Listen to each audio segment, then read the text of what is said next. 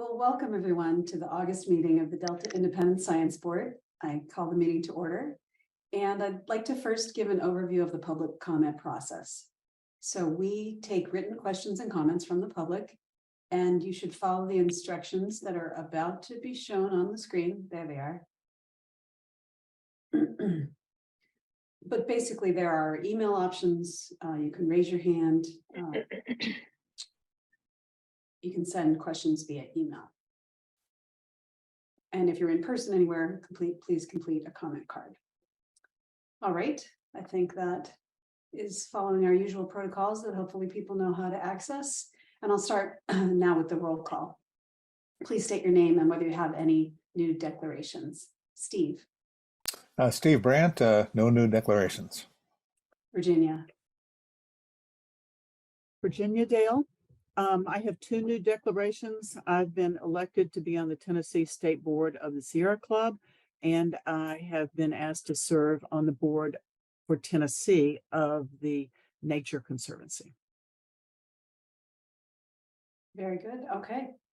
Tanya. Tanya Heikola, no new declarations. Tom. Tom Holzer, no new declarations. Anna. Anna McCulloch, no new declarations.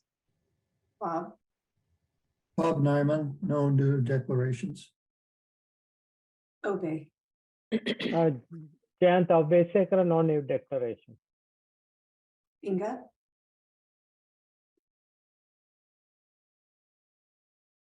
Inga, you're muted. Sorry.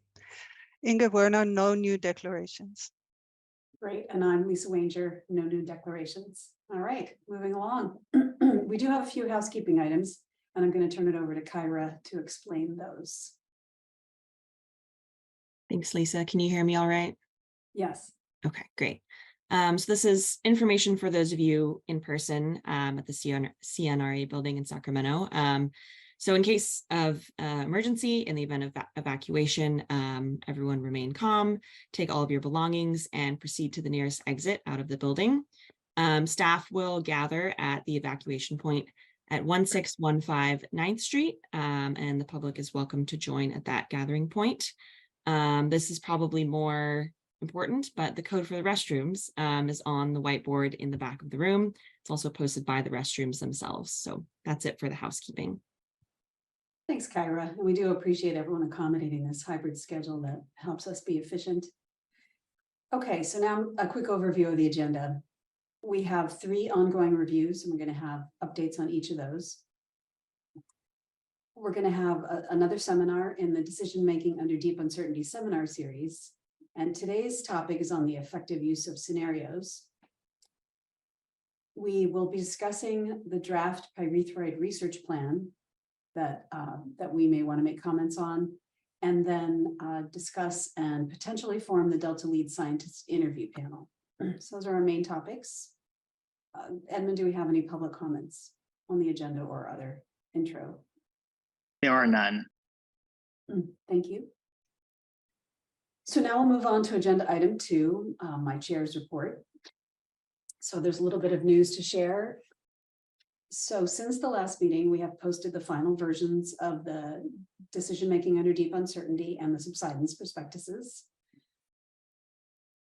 And we'll, as I said, we'll be hearing more about that. We've had some changes to the Delta ISB support staff team.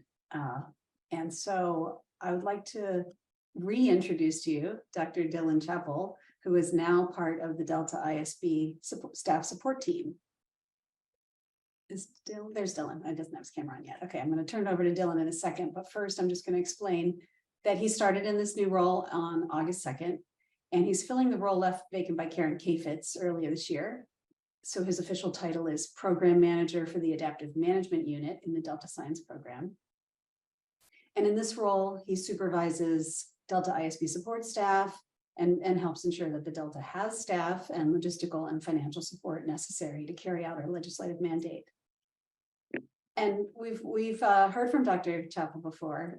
Prior to this promotion, he played a leadership role in this year's Adaptive Management Forum, for one thing. And of course, he's been involved in the wetland adaptive management that we've heard from in the past, wetland restoration, that is. Anyway, this was called for in the Adaptive Management Forum was something that was called for in the 2013 Delta Science Plan and is also responsive to our 2016 Adaptive Management Review. And so at this point, I'd like to turn it over to Dylan to both introduce himself. I don't know if he has more than one self, and also give us a little update on the Adaptive Management Forum. So Dylan, I'm going to turn it to you now. Great, thank you, Chair Wanger, and nice to see all of you members of the ISB virtually this morning. So while I've met many of you before, I'm honored to introduce myself to you today in my new role as the Environmental Program Manager for the Adaptive Management Unit in the Delta Science Program, where, as Chair Wanger said, I supervise ISB staff as part of my responsibilities. Can I interrupt for just a second? For some reason, we are seeing you coming up as meeting clerk. Are you showing video? Oh yeah, we are in the same room. Okay, all right. Very good. I thought that was a mistake. No problem. Thank you, Bob. So I've been working on restoration in the San Francisco Estuary Bay Delta system since 2008. I have my PhD in environmental science policy and management from UC Berkeley and a BA in environmental studies from UC Santa Cruz.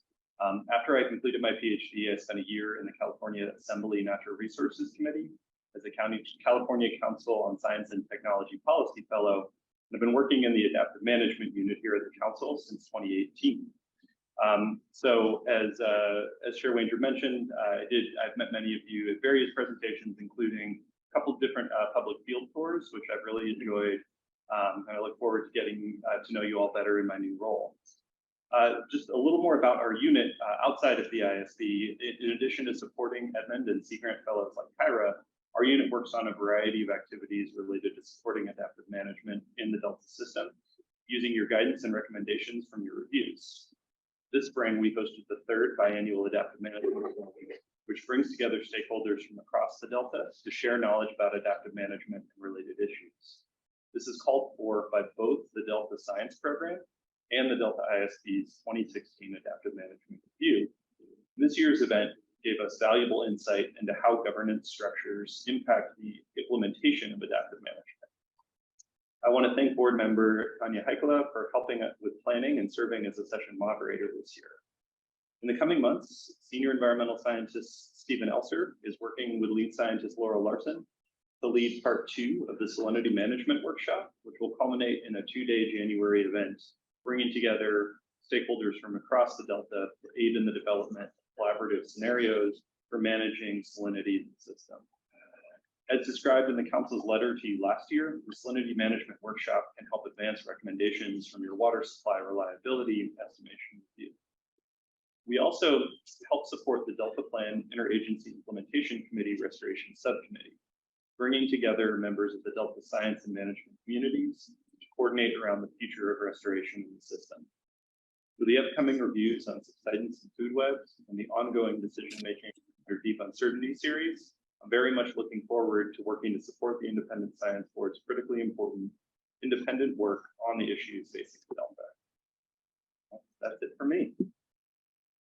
Well, thank you, Dylan. And I just want to say welcome. And we're just so glad that someone with your institutional knowledge and interest in what we do is taking this position, and just let us know if there's anything we can do to make this working together easier. Yes, we'll do. Okay, well, let's see. Now we need to move on to the next item. Okay, so to my knowledge, we have not received any public correspondence. Can you confirm that, Edmund, that nothing came in after I last looked? That is correct. Okay, so do we have any public comments on this portion of the agenda? There are none. Very good. Okay, we move on to agenda item 3, where I invite Council Chair Virginia Maduena to provide us with an update on the council's activities. Good morning, and thank you so much. It's a pleasure to be with you again. First and foremost, I want to say it was a pleasure to be able to take that hydrology tour with all of you. What, maybe 7 weeks ago? Thoroughly had the pleasure of getting to know some of you a little bit more. Really enjoyed that. And I want to also thank Brian and John over at the USGS, who I thought just did an amazing job of being able to show and highlight again some of the key issues affecting the Delta, and really resonating for me again why the work that we do is so important, and again acknowledging the work that the Independent Science Board does. So again, a pleasure to be with you. So I'm going to make my update really quick. We are currently working on the Delta Plan 5-year review. A review of the Delta Plan is required every 5 years as per the Delta Reform Act. And the Delta Plan really does provide, again, a separate process from the review that we conduct as a council. And again, we do this as necessary. So actually the first council review, 5-year review, took place in 2019, and that led to some key recommendations that we are actually using and are guiding some of our current and recent work, such as Delta Adapts, our Environmental Justice Initiative, and recent revisions to our appeals procedure. It's also helped to guide, implement the Delta Plan, including our recent focus on water supply reliability and reporting with Department of Water Resources, which was highlighted in the ISB's recent review. And for the first time, the 2023 review uses the Delta Plan performance measures to describe how well the plan is working, where we're preparing a scorecard that is truly going to show our progress. So that's pretty exciting. The review will also characterize and describe the covered actions and appeals received in the first 10 years, with particular focus on adaptive management, plans prepared by certifying agencies, and the agency's use of best available science. And this section will touch on how the ISB reviews have informed Delta Plan amendments and our reviews of covered actions appeals. The 5-year review will also include recommendations that will help chart the course for our work for the next 5 to 10 years. And we're anticipating release of a draft for, releasing a draft this fall, and then we'll provide further updates to the Independent Science Board. And I will finalize my comments by quickly mentioning that the Council's last legislative update report and outreach highlights is part of your meeting package. And then before I actually let you go, I know that this is still, we've got a few more weeks left of summer, and I'm hoping all of you are enjoying your summers where you are.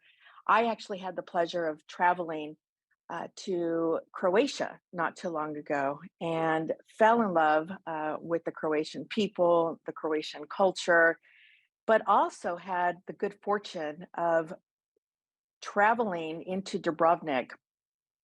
And while I was traveling to Dubrovnik, ran into a region that mirrors our Delta. It is 2 rivers whose names are escaping me right now, but 2 rivers that lead to the Adriatic Sea. This is a region that is robust with agriculture. And as I'm learning about this, also learning about their salinity management issues, also learning about their ecological problems and their decline in fisheries.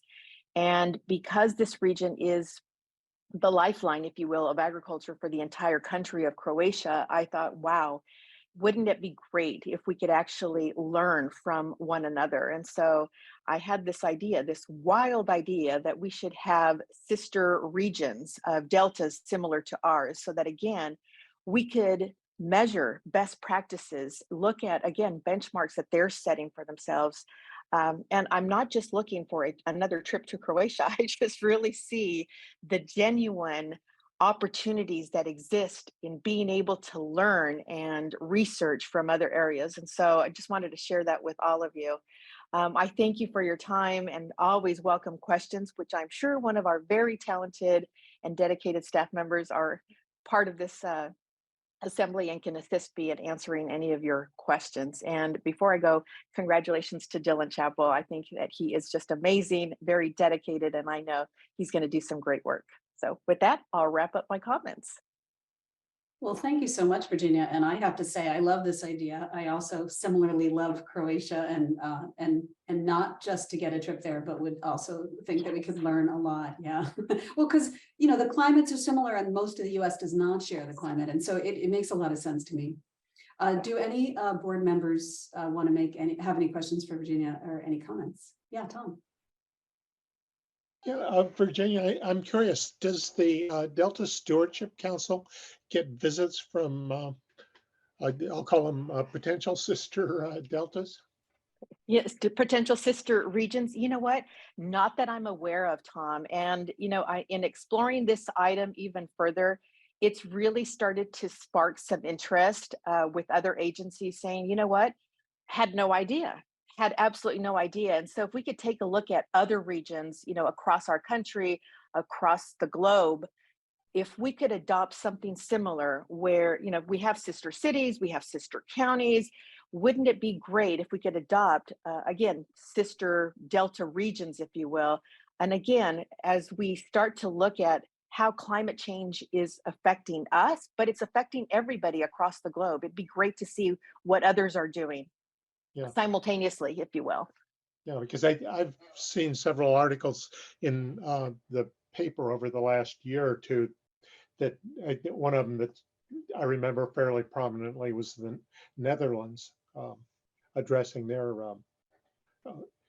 subsidence problem, basically. Yeah, it was just amazing for me to hear, again, when they were talking about salinity and the intrusion of obviously salt water coming into their agriculture region. And again, recognizing that that region is what feeds the entire country of Croatia. And I thought, my God, there's so much similarities between us and the Delta. And again, seeing how their ecology has changed, their decline in fisheries. And I thought, wow, there could be some real opportunities here to be able to learn from one another. Yeah, no, I'd certainly agree with that. So I think you're going to sign up if I have a trip planned, right? Yep. Okay, well, not seeing any other board comments. Edmund, do we have any public comments or questions? There are none. Very good. Okay, well, thank you, Virginia. That was very thought-provoking. Agenda item 4 is to hear from the Delta lead scientist, Dr. Laurel Larsen. Good morning, and thank you, Chair Ranger. Well, it's not my typical month to provide a lead scientist report, but I do have a brief but important update that I need to share with you all. And that update is that I will be stepping down from both my position as the Delta lead scientist and my position at Berkeley on November 30th to take on a leadership opportunity at an academic institution that's outside California. So I realize this announcement comes not long after you've reappointed me through June of next year, a date that I initially was aiming for in my negotiations. So I do want to apologize that I will not be able to stay as long as I had originally intended. However, as I prepare a transition plan and seek feedback on it, I am confident that the science program and the initiatives that I've championed will be in good hands with our extremely dedicated and passionate staff and external partners. And the momentum that those initiatives have gathered in the past months and years.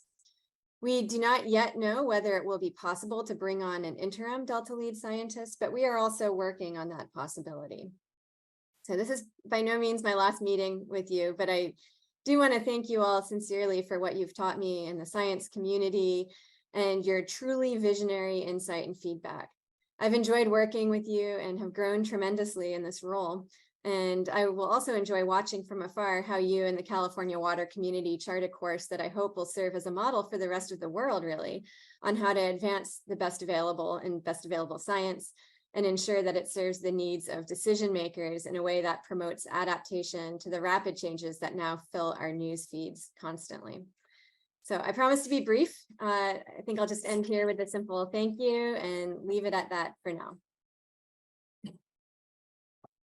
Well, Laurel, of course, we wish you all the best taking on this new leadership role, but we are sorely going to miss you and your leadership that you've provided here. So I won't give a full, eulogy here, but just give you that basic statement. Are there any questions or comments from other board members? I think just Laurel has purposely left off the name of the institution for purposes of sending out information at the right time. So other than that question, what questions or comments do you have for Laurel? if any. I think we can also send comments personally to Laurel. So yeah, we this is not what we would have preferred, but we do think that we can adapt to this situation. So and the way we're going to adapt is not necessarily to speed up the recruitment of the next Delta lead scientist, because there are reasons why that process takes the length that it does. But as she said, we'll be looking into whether we can appoint an interim lead scientist. And if not, I'm sure there will be others who can step in and provide some interim leadership. So yeah, with that, I'll ask if there are any public comments. There are none. Okay, so I will add a few more comments. Oh, no, that's the next agenda. I'm sorry. Following my notes. Okay, we'll end this topic, but we will now segue into how we're going to handle the recruitment of the next official Delta lead scientist. So thank you, Laurel, for that update. Timely but sad update. Okay, so now it is time to talk about the Delta lead scientist recruitment, agenda item 5. So the way this works is the Delta Stewardship Council, in partnership with the U.S. Geological Survey, is in the process of recruiting the next Delta lead scientist who will begin. The plan is for summer 2024. Per the Delta Reform Act, the council consults with the Delta ISB on the appointment of the Delta lead scientist, and that takes the form of us providing a recommendation to the council on this appointment. So you've probably already seen that the flyer announcing the position was released on July 6th, and that flyer said that applications were due on August 25th, but we now have a plan to extend that until September 13th. So just to give a little more time, beginning of the academic year, and things that make it a little easier for people to respond. And that flyer is part of the meeting package, and really we encourage everyone to share that flyer with their networks and colleagues so that we can attract a good pool of applicants. So today we would like to go ahead and form the Delta lead scientist interview panel, this panel has the job of reviewing the applications, conducting interviews, and helping inform the board's recommendation on who the council should appoint. And this committee includes 3 Delta ISB members, 3 council representatives, and 1 U.S. Geological Survey representative. So at this point, I'm going to now ask the board. I would like to serve on this panel, and I am looking for 2 ISB volunteers. So you can raise your hand physically or whatever the other thing is, virtually. Okay, so I see Bob Nyman and Inga have both raised their hands, and I certainly would appreciate their input on this panel. So that is great. And now to keep filling out the panel, I will turn it over to Chair Medueno on suggestions for council representatives.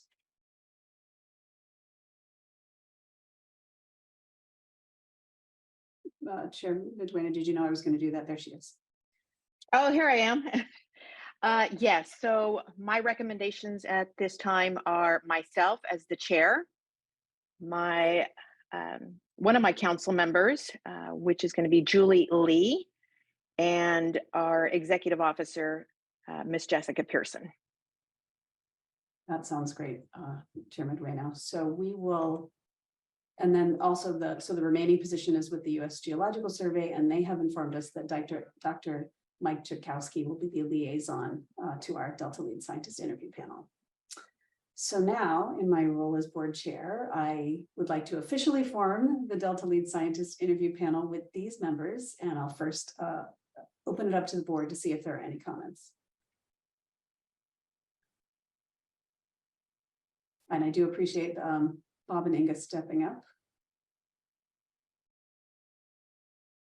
Yes, Bob. So is there a revised schedule available since the application deadline, or not deadline, but the applications are now due on September 13th? Is there a revised schedule available that we could take a look at fairly soon? Yes, almost certain that has been revised. And now that you are an official member of the interview panel, I'm sure you'll be receiving an email with that dated interview schedule, and I'm sure it will get shared publicly as well. Yeah. And Edmund can step in and tell me if I'm wrong about anything, but that's my understanding. Yep, that's correct. Okay, great. Okay. Any other? Seeing no other comments from the board, Edmund, do we have any public comments on this process? There are none. Okay, so then the committee is formed. Is that right? We don't need any vote or anything like that. Correct. This committee is formed by the board chair. Okay, all right, I have the power. Very good. Okay, so that's done. Now we can move on to the next agenda item. And also, I just want to warn people that this is a fair bit of a time commitment. So, we'll have to be conscious of asking the same board members for lots of different things. So I hope others will step up as needed to fill other roles. Okay, agenda item 6. Now we're getting into some meat, the discussion of the review of the draft of the pyrethroid research plan by the Central Valley Regional Water Quality Control Board. And I'm going to turn it over to Dr. Inga Werner for this section. Thank you, Lisa. I wanted to give a bit of background on this report for those who weren't at our last meeting.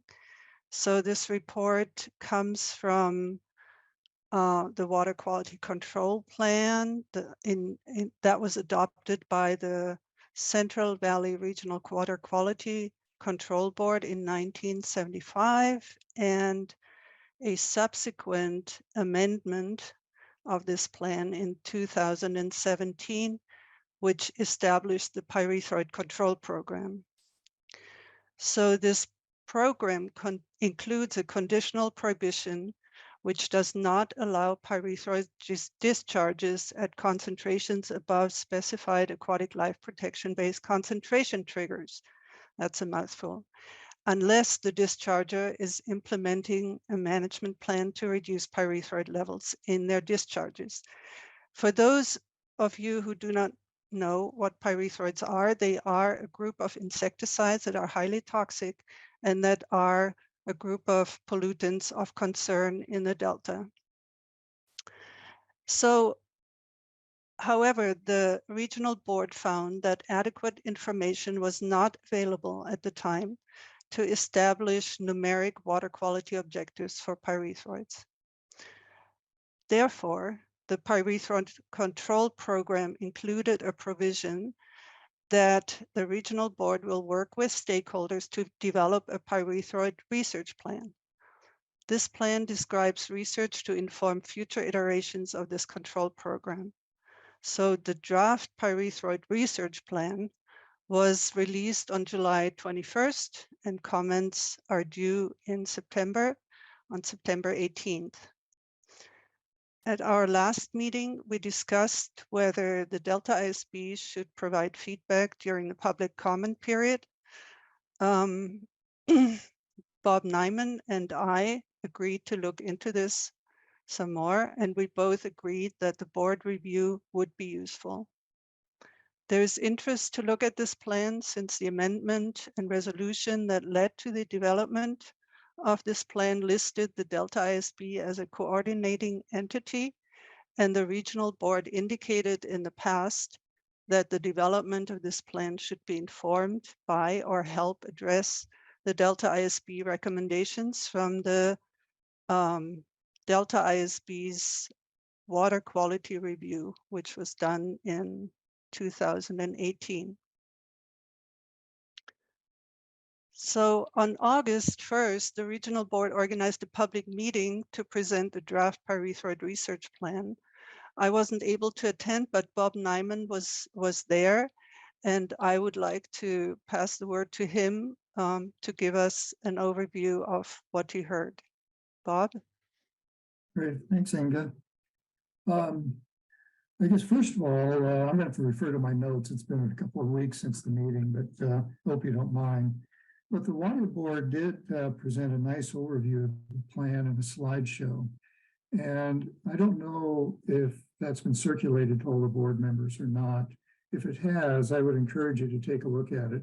It's not very long, but it gives great background on pyrethroids, what they are, how they interact with the environment, and so forth, and some of the details on what the plan contains. It doesn't take very long. It's probably a 10-minute look, but I think if you're not intimately familiar with these kinds of contaminants, it's a good educational introduction to how they work. So I have a number of issues, or not issues, but points I'd like to make from the discussions that occurred during that meeting. As soon as I could tell, there were about 30 participants, both in person as well as virtually, at the meeting, and they had a very wide range of issues to raise, questions to ask, and so forth, as you might imagine. But I've got maybe 5 points here. The most important one to me was that in the discussions, it came out, as far as near as I can understand, the board does not have the in-house expertise to address the research questions that they were raising. And furthermore, they don't have the analytical capabilities to address the research questions. And this is only a plan, and their hope is that it would be used by researchers to obtain funding and to carry out the research going forward. They did not seem to have any researchers or organizations in mind who might do this. It's just a plan, and very much like the Delta plan, as I said, with no funding to support these activities. The second point is that people discussed quite a bit is that the research questions, as good as they are not well connected to the management questions. In fact, many of the management questions were felt not to be scientific questions at all, but rather actions that they might pursue. And it was suggested to them that they separate the scientific research questions from the management actions. Others also felt that the scientific research question should be linked very directly to the management actions. The next point was there didn't seem to be any priorities assigned to the research or to the management actions. The appearance was that whoever was able to move forward first on whether it's questions or management actions, whoever was able to move forward first would establish the path that others would follow. So it seemed to be rather haphazard in that sense. And the next point is that, as you might imagine, there are quite a few folks in the audience who were well versed in contaminant research. And there was a lot of discussion about if additional research on partition coefficients was needed, and apparently that's already been done by others. There were discussions about the role of microplastics as carriers for pyrethroids, the role of sanitation districts as conduits on pyrethroids, especially since the sanitation district in the Sacramento area supplies so much of the low water flow to the Sacramento River. And then there were other very detailed observations about the sources and fates of pyrethroids in the environment. So lots of very penetrating questions about contaminants and pyrethroids specifically. And then finally, some of the participants voiced concern about one of the management actions that was specific or targeted towards the Tulare Basin. And they questioned whether what was going on there was really scientific, but also they raised questions about why it was included in the plan. And the authors of the plan said that those actions were actually added at the last minute under pressure from a stakeholder group, and that they were going to reconsider whether or not it should actually be part of the plan. seemed as though the sentiment was is that that would be removed from the plan before it became final.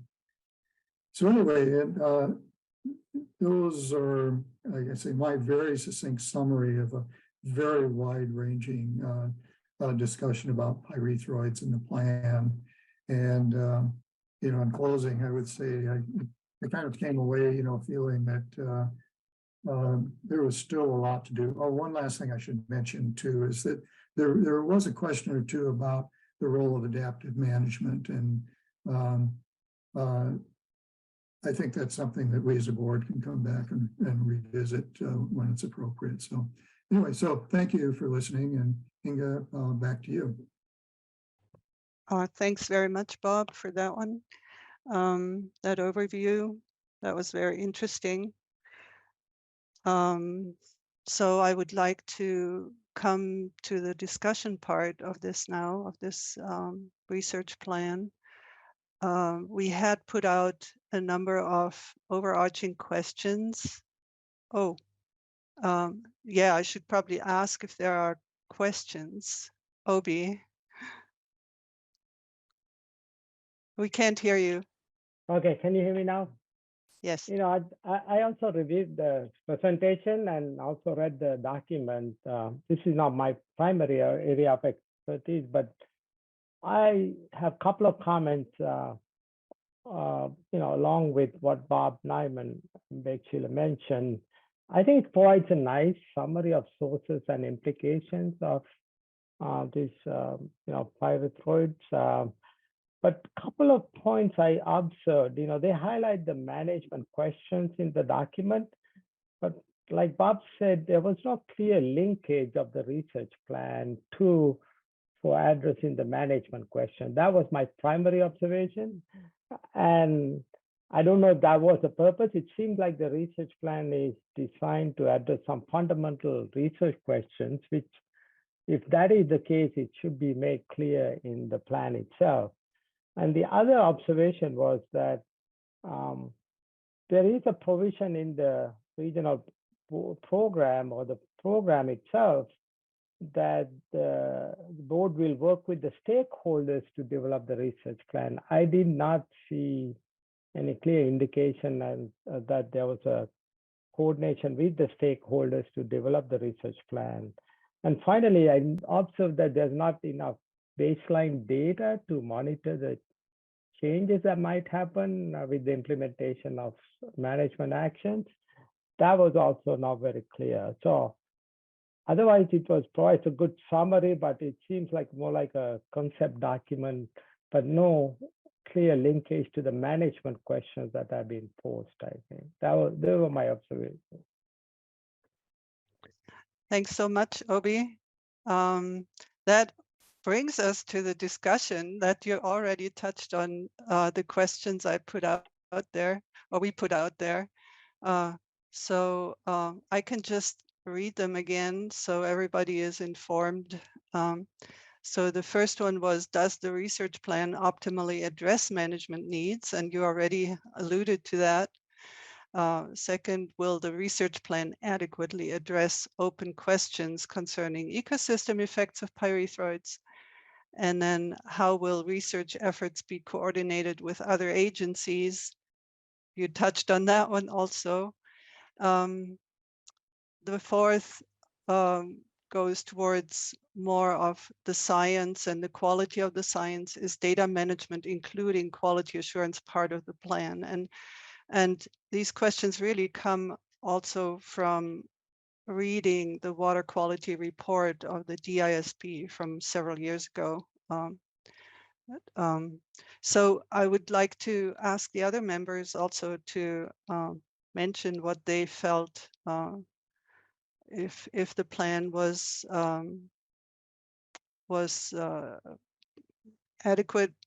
adequately answering these questions. So please go ahead, Steve. Yeah, I also had a good look at the plan and that, and I just have some initial thoughts, and part of it is going to sound again like Bob and Obe in terms of their comments. But first, I thought the initiative to develop a strategic research plan is applauded. I think this is a strategic research plan, which I think is a good thing.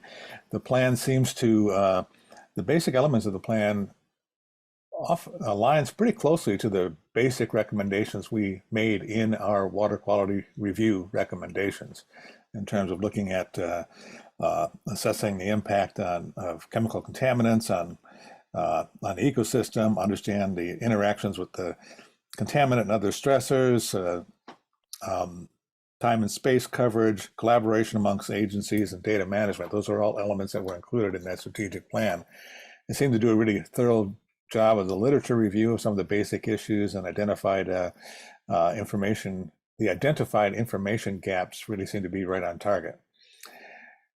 On the other hand, the plan does include a number of what I'd say are highly complex scientific efforts, and any one of these, such as either sublethal effects or bioaccumulation, could take years of coordinated efforts to identify the key factors.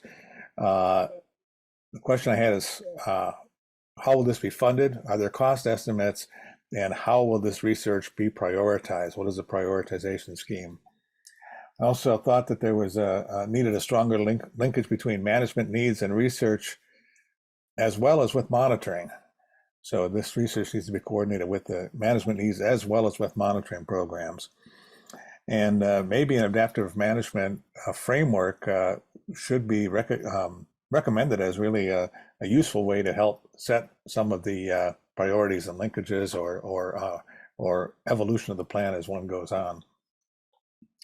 I also thought maybe it'd be useful to have a simple diagram or maybe a decision tree of some sort that links the information gaps to the process drivers and management. I think that maybe that's a conceptual way one could think about the linkages between the science, the drivers, and the management goals, some sort of a diagram.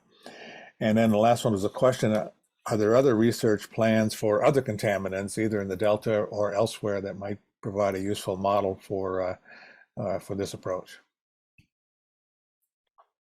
Thanks very much, Steve. Does anybody else have comments? Tanya? Yeah, thanks, Inga. Hopefully we're not starting to sound like a broken record here, but some of my comments, I think, overlap a lot with what's already been said. So I'll try to keep it succinct here, but I also reviewed the plan and I appreciated Bob's kind of summary of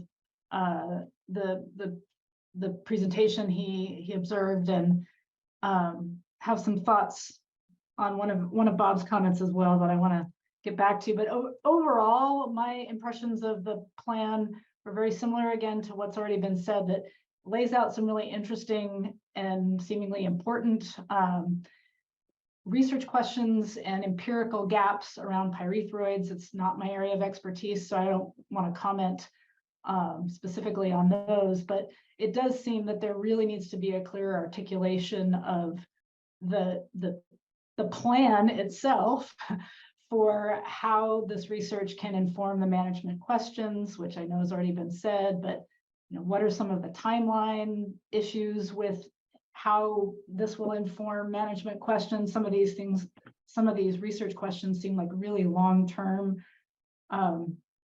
data collection efforts and analytical efforts, and there needs to be probably a better kind of adaptive management approach to thinking about how they pull in lessons from the research over time. And I think, perhaps even some reflections from the Delta ISB's monitoring enterprise review might be informative for our recommendations that we put together. Just given that concern over this need to connect better to monitoring, but also to think kind of more adaptively about how the research would eventually inform management questions. So, and then one other question I think that Bob's comments raised for me is that there always seems to be this tension of, and hopefully I interpreted this right, this tension between, how much should a research plan be driven by management needs versus not, versus separated from management needs. And what I heard Bob say was that in the conversations from that presentation he attended there were some folks who were saying, oh, you should really separate the research plan from the management needs, and others who were saying, no, we really need to connect them. And it seems like there's often a need to do both, because sometimes we don't know what the management needs are. And doing some basic research can inform new management questions. And there might be some basic research questions that really just need to be dug into before we can really understand what those management questions are. At the same time, there's really important management questions. I mean, right now, it seems like, at least implicitly, the main management question driving the pyrethroid program is limiting pyrethroids in the environment and in the waterways. So, to the extent that I think there could be a little bit of both, and this acknowledgement that often we don't have the management questions right before we really understand the nature of the problem, could be articulated a little more too. So thanks. Thanks so much, Tanya. I think you hit the nail right on the head there a few times. Yeah, so any more comments? Lisa? Yeah, thanks, Inga, and thanks for all the nice summaries so far. I read the review paying particular attention to the TMDL because I have a lot of experience with implementing TMDLs, and especially under scientific uncertainty. So I'm just going to put on my economist hat and say one of the disconnects, so many people have expressed the disconnect between the scientific research that was outlaid and what you need to say implement a TMDL. And they identified some gaps, such as they don't know what it costs to try to control pyrethroids, and other questions about, what does it cost to farmers or other dischargers to try to implement these mitigation measures? Do they have alternatives, substitutes? So there's a lot of really interesting questions about, how could we achieve a reduction in pyrethroid discharges? And then I just didn't see anything at all about researching costs or even just the mitigation measures, the effectiveness of mitigation measures. So I might have missed it, but that's just a very specific example of the disconnect that needs to be linked if they are really trying to make this TMDL be effective. And I know there has been some work by EPA on looking at, can pyrethroids be substituted by other chemicals, and it's not very straightforward. And I'm not an expert, so I'm not going to summarize that research, but it's clear that some of the things that might substitute could be worse, for example, than pyrethroids. So I think obviously there needs to be a broader scope to look at, what are the options, a fuller range of options in how to reduce discharges. And then back to this question of adaptive management, I think Steve's idea of a decision tree or some kind of way to link the research to decisions would be helpful. And I can't help but think of one of the tools in the DMDU toolbox, which is dynamic adaptive planning, which we've seen.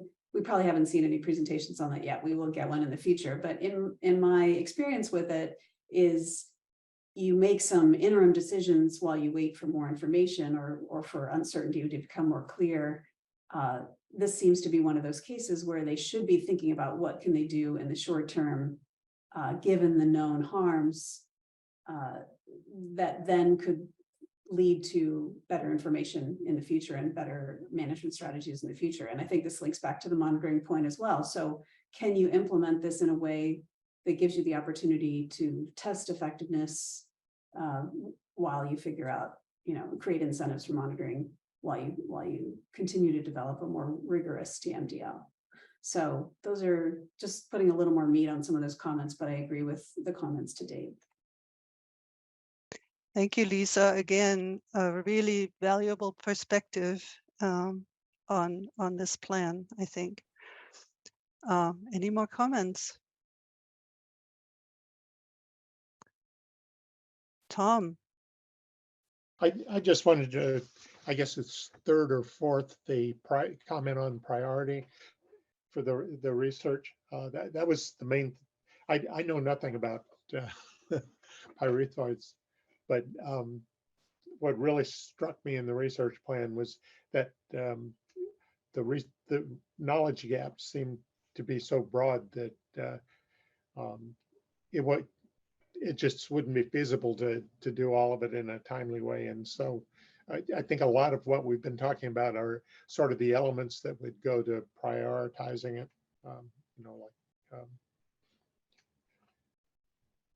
But that's my main comment, the priority issue. Also very important, I think. Yeah. Anybody else has comments? So I'll jump in. Okay, I agree. Virginia. I agree with the prior comments, and I'm not going to repeat them. But I do have some comments on the specific management questions and how they were addressed that I felt weren't followed up on very well. So question 1 dealt with how has the pyrethroid control affected the landscape of pesticide use? So that implies to me there's spatial dimension to this, but I didn't really see any follow-up on how they would really address the spatial dimensions. And so if they intend that, I think that needs to be followed up on. Then question 2 asks about the extent of the pyrethroid contamination. And again, does that have a spatial or temporal dimension, or do they mean intensity? And I couldn't tell, what they really mean here. Question 3 asked, are current pyrethroid management practices effective? That's a yes or no question. And we really need to have an open-ended questions, how are they effective? And that, could all have all kinds of dimensions. So I think they could tighten up the way they ask these kinds of questions so they would get more informative and useful answers. Thanks very much, Virginia. Anybody else? Bob. I'll jump in and get, first of all, I'd like to thank the others for some very insightful comments and suggestions on how the report might be structured. I agree with everything that's been said so far, and I think you've had some very deep understanding of the kinds of issues that are being faced out there. I'd like to add just a couple thoughts of my own here. Is that one of the things about the plan that kind of didn't, well, it wasn't in the plan, was really a discussion of the sources and spatial distribution of pyrethroids. Virginia alluded to the fact of the spatial distributions are probably quite varied. But the plan itself seems to focus largely on agriculture, when pyrethroids are a common contaminant out of urban areas and exurban areas, and is becoming even more so. If you actually look at the level of pesticide use in a lot of kind of agricultural urban interfaces, a very large percentage of the pesticides do come from urban areas just through household use, and often inappropriate household use.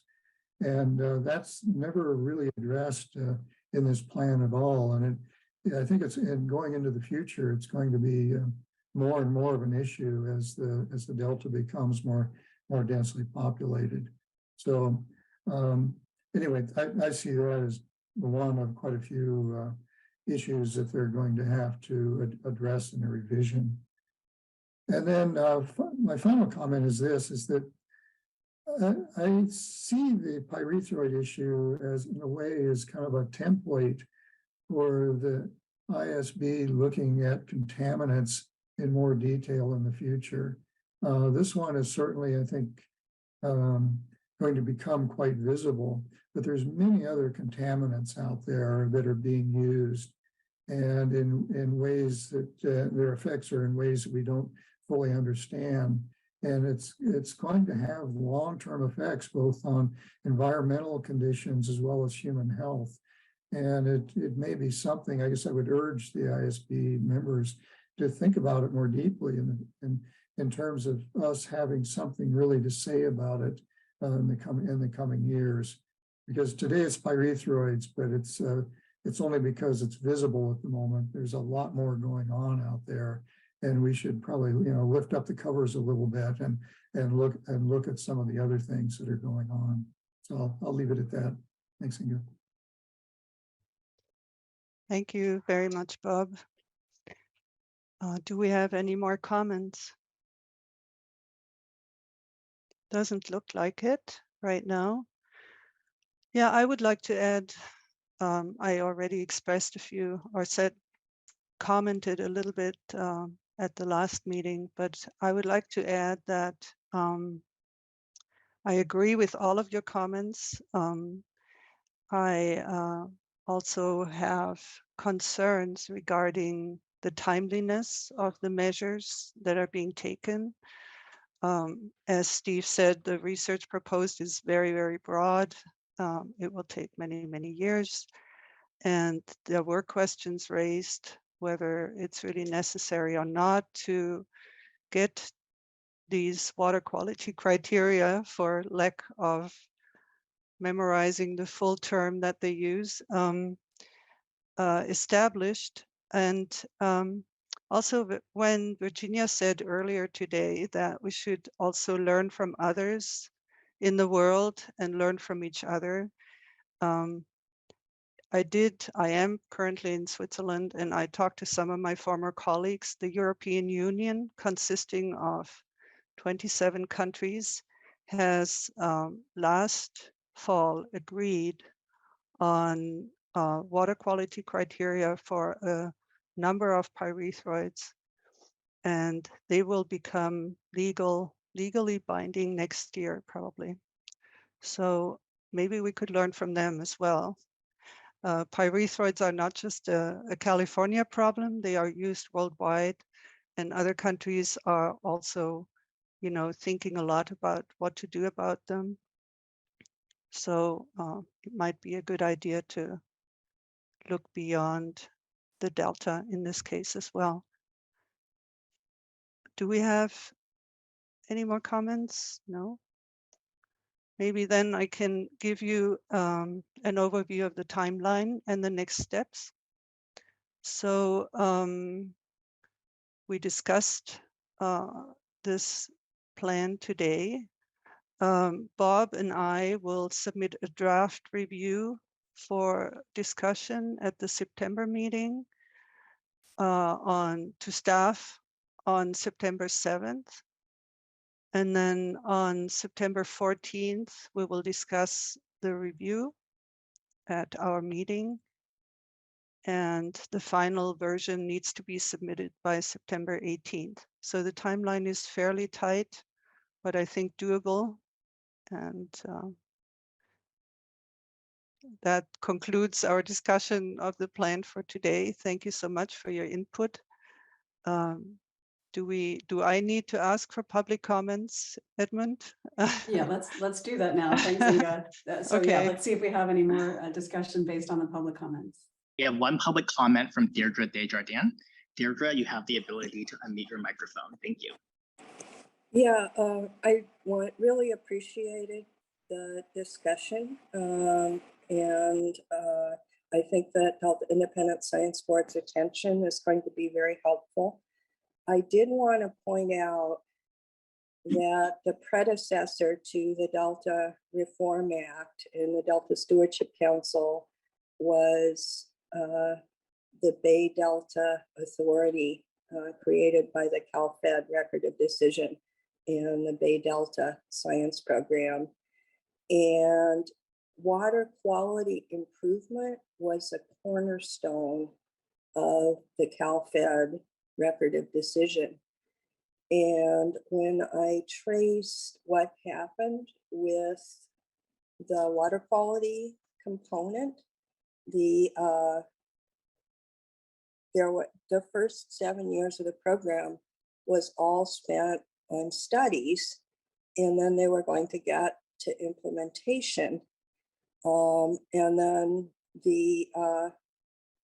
there was the Great Recession of 2008, and the legislature became concerned that the Bay Delta Science Program was costing too much, and the whole thing got put on hold, and they passed the Delta Reform Act. But it essentially reset all of those water quality standards. And I argued that the Delta plan should continue the water quality goals of the CalFed program, but they were just delegated to the state water board. And unfortunately, there's a lot of political pressure to slow walk it. Unfortunately, I think I still have some of those records and I might dig through them to see where they were going. But at the time, this was around 2012 when they were doing scoping for the Delta plan. I looked into the history, and pyrethroids was a major concern. So I just wanted to give you that history. It is a huge issue that we zero-based the improvements that we're committed to as part of the CalFed record of decision. And that's still a federal commitment. In federal law, the state took the legislation authorizing the Bay Delta Authority and the Bay Delta Science Program and implementing the CalFed record of decision off the books, but it's still in federal law. So there's some mismatches. Thank you. Well, thank you, Deirdre. It's always good to hear some of the history that many of us missed. So Inga, just to clarify the next steps, you're going to create this new draft by the time of our next meeting. I assume you're going to be incorporating comments we made verbally here. Would you also like people to put them in written form and send them to you? Or thank you. A staff member if, as appropriate? Yeah, Edmund has been collecting some DISB members have already submitted written comments, and that's definitely helpful if you would do that. But I will review the recording of this meeting as well if people don't have time to write them down. But it would be great to have them in writing. Sure. And just send them to Edmund. I will get them then.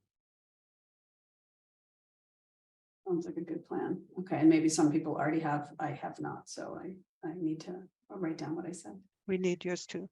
Got to have that economic perspective. Absolutely. Okay, all right, well then, if we don't have any other comments on this issue, we are a little ahead of schedule, which is always nice. I'd say let's go ahead and take the 15-minute break that was supposed to be here, just to let people refill their coffee and do what they need to do. So, well, I mean, so we come back at 20 after the hour, and then we'll be talking about the grand challenges. And this was going to require some deep thought. So that's why I want to give us a break now so that we're fresh for a more substantive conversation on where the Delta Science program is going. So with that, I'll adjourn until 20 after the hour.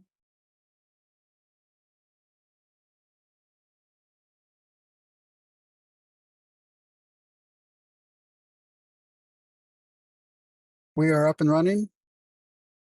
Well, that was quick. Thank you very much. Welcome back to the Delta Independent Science Board meeting. Now we're moving on to agenda item 7, which is a discussion of the grand challenges to Delta Science by the Delta Science program. So we're going to get a presentation in a minute, but let me give you some background. As Chair Medueno mentioned, the Delta Science program is in the process of updating the Delta Science plan. And as part of the update, the Delta Science program has prepared an updated list of what they're calling grand challenges to Delta Science that the Delta Science plan can help address. And so we have with us today Rachel Kloppenstein, Laurel Larsen, and Tricia Lee of the Delta Science program, who are going to present these grand challenges and seek some feedback from us. This feedback is really intended at this point to be a general kind of response, because we're gonna, after the presentation, we'll talk about how we'd like to proceed in providing more input, or how we'd like to continue to engage as they develop this. But they're here to get some initial feedback, and so we did want everyone to be fresh so they could take in these big issues. This is responsive to some suggestions that we've made, and we'll talk about that later. But now I'll just turn it over to Rachel Klopfenstein for the presentation. Great, thank you. Thank you, Chair. Good morning, everybody, and good morning, board members. Thank you for your time today. My name is Rachel Klopfenstein. I'm the Environmental Program Manager for the Science Program's Collaborative Science and Peer Review Unit. And I'm just going to briefly kick off the presentation, and then I'm going to turn the mic over to Dr. Laurel Larsen and Senior Environmental Scientist Tricia Lee. So in addition to providing peer review services, as our name states, we in the Collaborative Science and Peer Review, or CSPR unit, also support collaborative science. The unit takes a lead role in developing, in particular, 2 key documents that support collaborative science in the Delta: the Science Action Agenda and the Delta Science Plan, which I'll introduce shortly, and Laurel and Tricia will discuss further. But specifically, we're here today to introduce you all to a new approach that we're considering for updating the next Delta Science Plan. This approach considers grand challenges to science in the Delta that must be overcome to help the Delta respond to current and forthcoming changes, a concern that's been highlighted and elevated by the Delta ISB. We'll present some discussion questions at the end of the presentation and genuinely invite your early feedback on this effort. Next slide, please. Before we dive in and before I turn it over, I'm just going to provide a brief overview of the Science Action Agenda and the Delta Science Plan. So the Science Action Agenda, or SAA, the document that you see here on the screen, is a science agenda for the Delta that prioritizes and aligns science actions to inform or address management decisions. It identifies major gaps in knowledge, promotes collaborative science, and helps build science infrastructure. The Science Action Agenda is updated roughly every 5 years and is used to guide science funding calls by the Delta Science Program and other funding entities. For example, the last SAA was used to guide in total over $40 million in science funding. And we provided an example here on the screen of an example science action from our recently-ish updated 2022 to 2026 Science Action Agenda. So that's our active SAA for 2022 to 2026. So the science action here is about identifying and testing methods for effective control related to invasive species management. While the Science Action Agenda focuses on prioritizing and addressing management needs and critical science gaps, the Delta Science Plan, which is the focus of today's discussion, provides a roadmap for doing science in the Delta. The 2019 Delta Science Plan includes a total of 25 actions that are organized into 4 chapters and are all collectively addressing 6 collaboratively developed objectives. And as you can see from the example on the screen here, these actions focus more on governance and how we should organize ourselves, or what tools can help us better coordinate and conduct science. For the next iteration, we're considering ways to make the Delta Science Plan more effective, more relevant, and responsive to emerging challenges. So with that, I'll pass it up to Laurel to dive in deeper. Thank you. And we'll go ahead and move to the next slide. There we go. So Rachel nicely set up the differentiation between these 2 strategic documents that guide a lot of our efforts within the science program. Just to provide a little more background, the first Delta Science Plan that was released in 2013 was developed at the direction of the Delta Plan. And it supports the Delta Reform Act's requirement to use the best possible science in policy and decision making. That 2013 science plan in turn included a directive to update the science plan every 5 years. So the second Delta Science Plan was released in 2019. And as Rachel explained, we're now gearing up for the update of that to develop the third Delta Science Plan. Rachel also mentioned that there are these 4 chapters that structure the 2019 Delta Science Plan, and you could see those on the slides. Those chapters are related to emphases on sharing mechanisms to inform policy and management, modernizing, integrating, and building the Delta Science infrastructure, supporting effective decision-making through science-based adaptive management and decision support tools, and then collectively supporting implementation of the Delta Science Plan, which really gets at these collaborative aspects of the science. So as we started thinking about how we were going to produce the next iteration, the next update of this science plan, we developed a draft strategy that's really focused on these 2 distinct things that you see on the screen.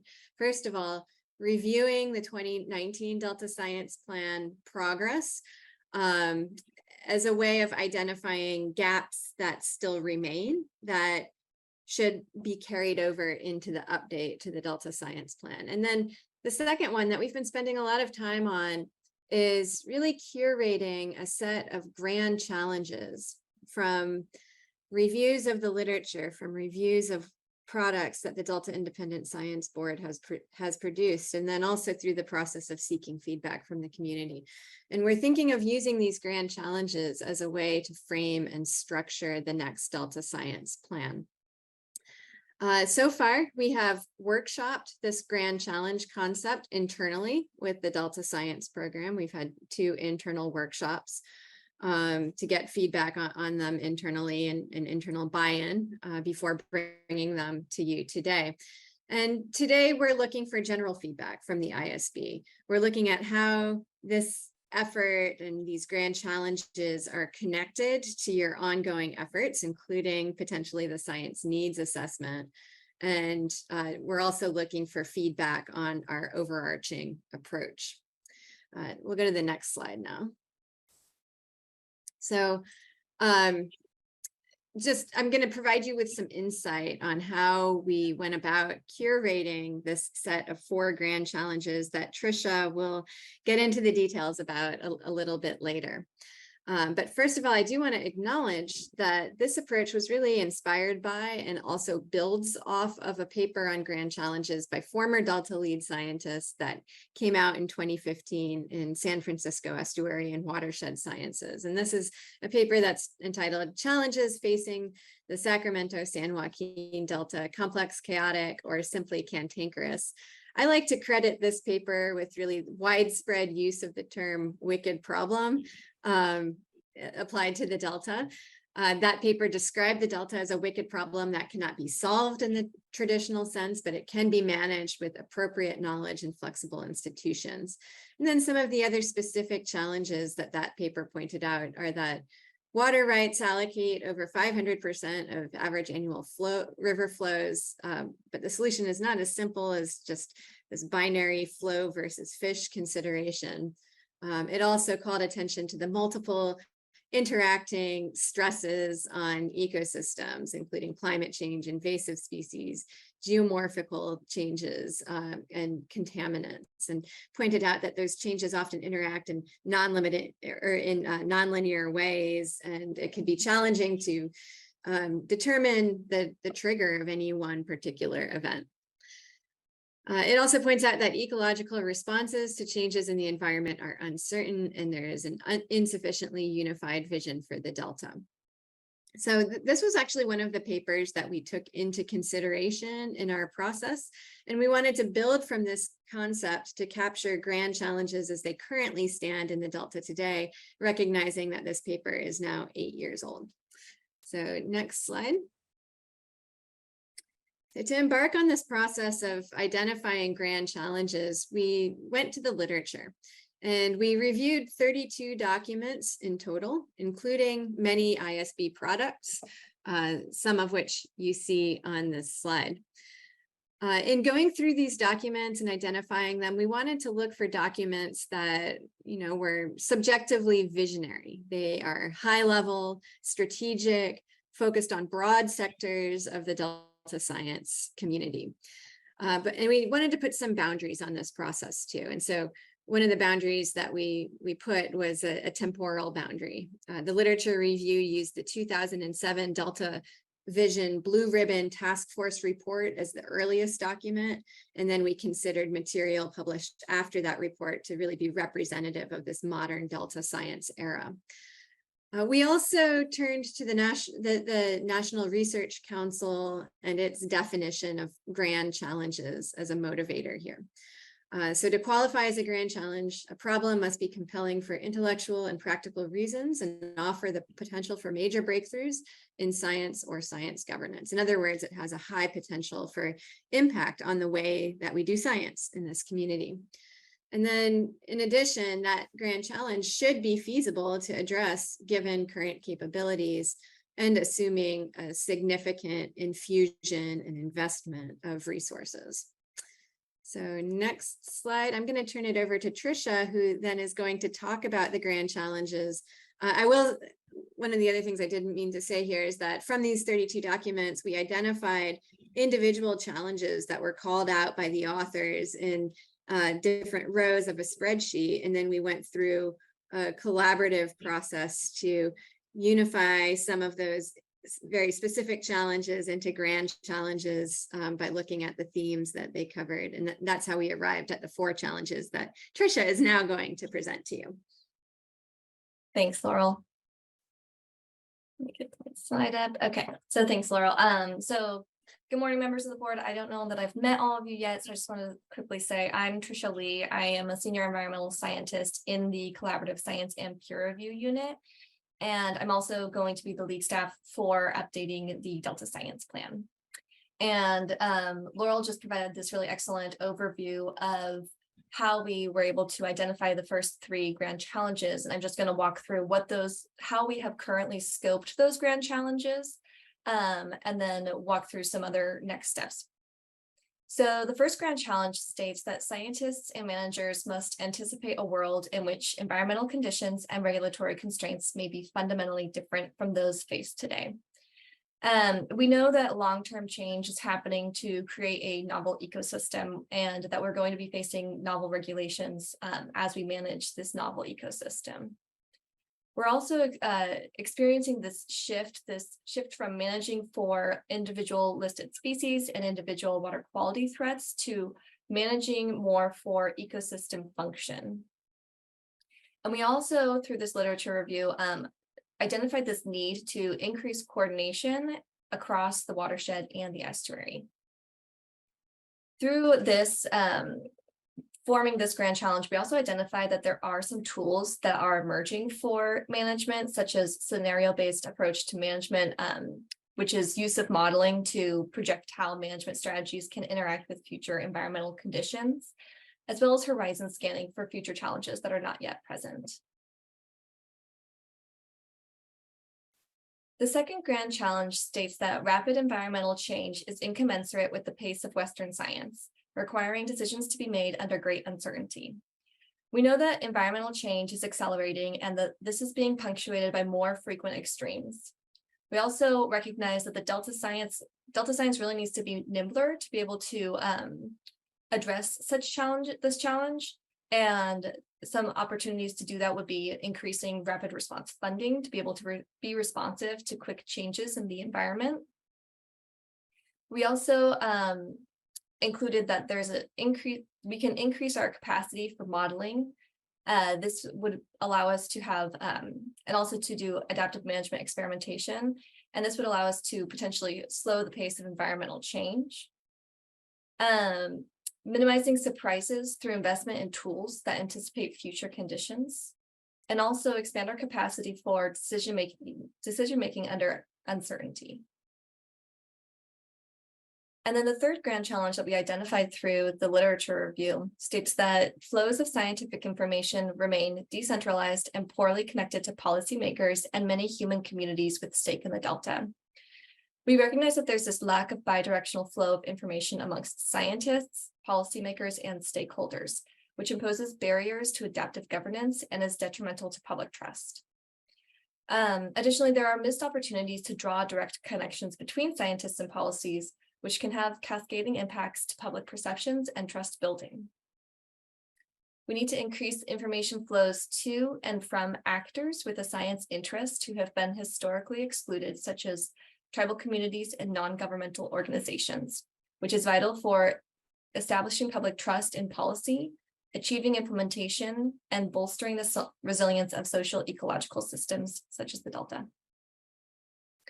We also recognize that there is a need to forge new connections for science information to flow to and from marginalized communities, which requires studies of human values, decisions, and impacts.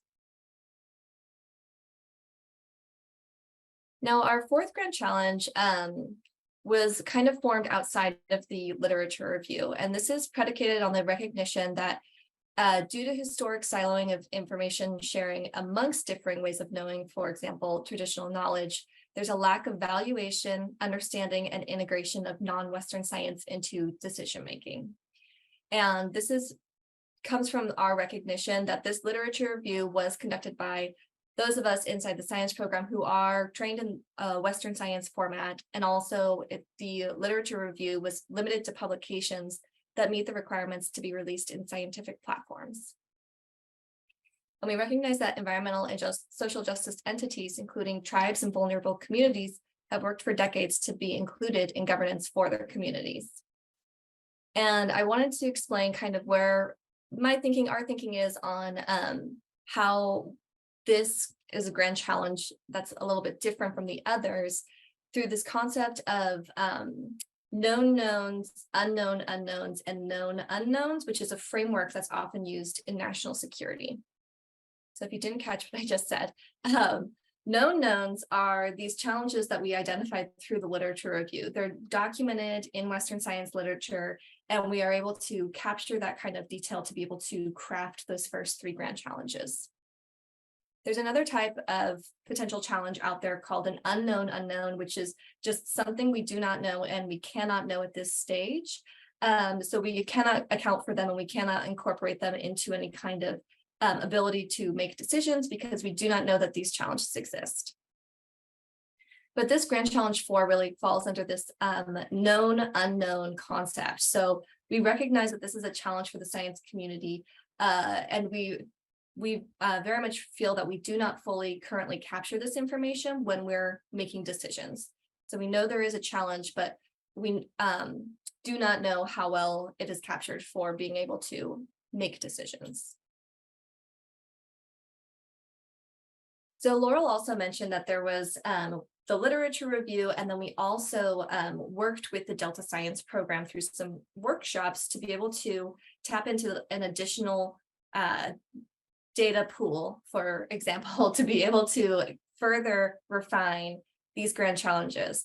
And how we're thinking about this framework for these grand challenges as a framework for the Delta Science Plan is that we would have these overarching grand challenges that, as we've outlined, and then inside them there are these smaller components that are barriers.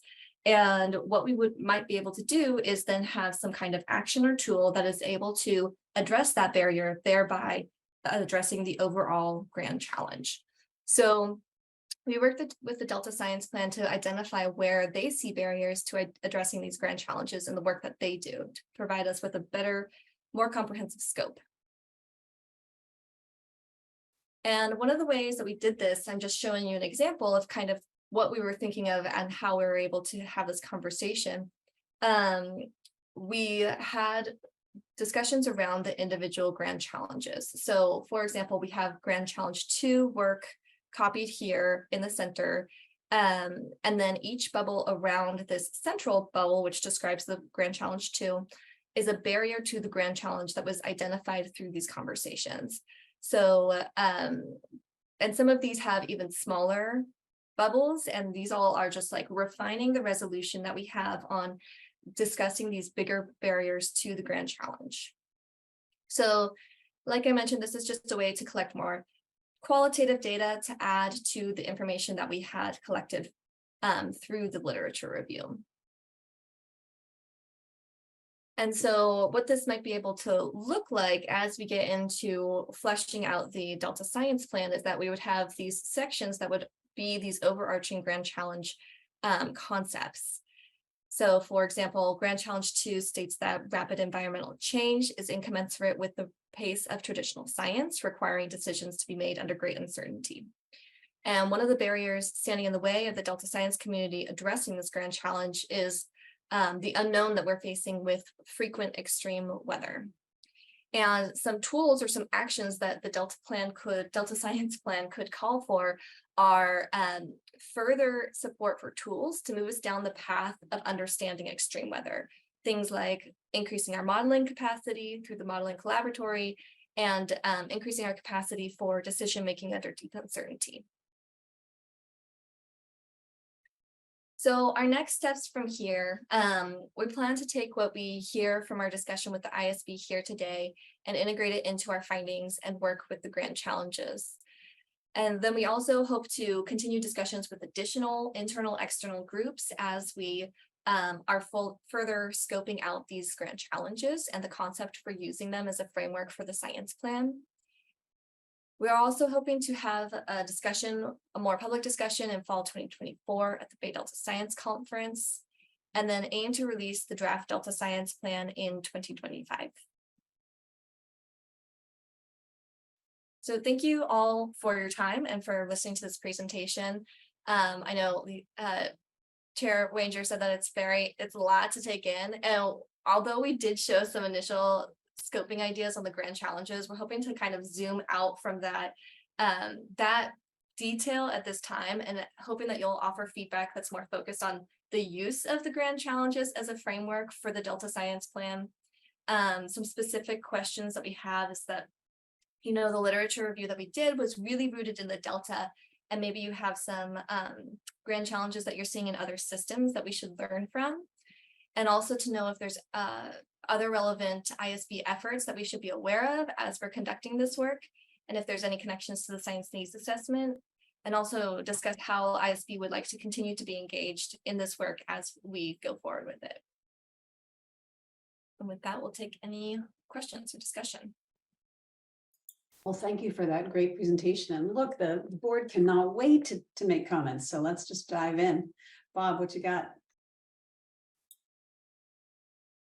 Well, I have a couple of initial reactions to this.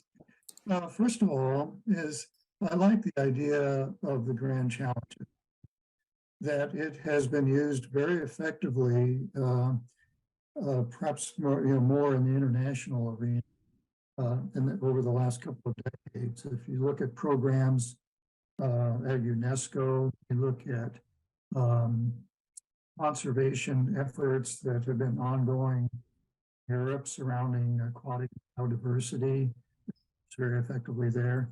And grand challenges have been used extremely well, I think, with the Global Water Program based out of Europe.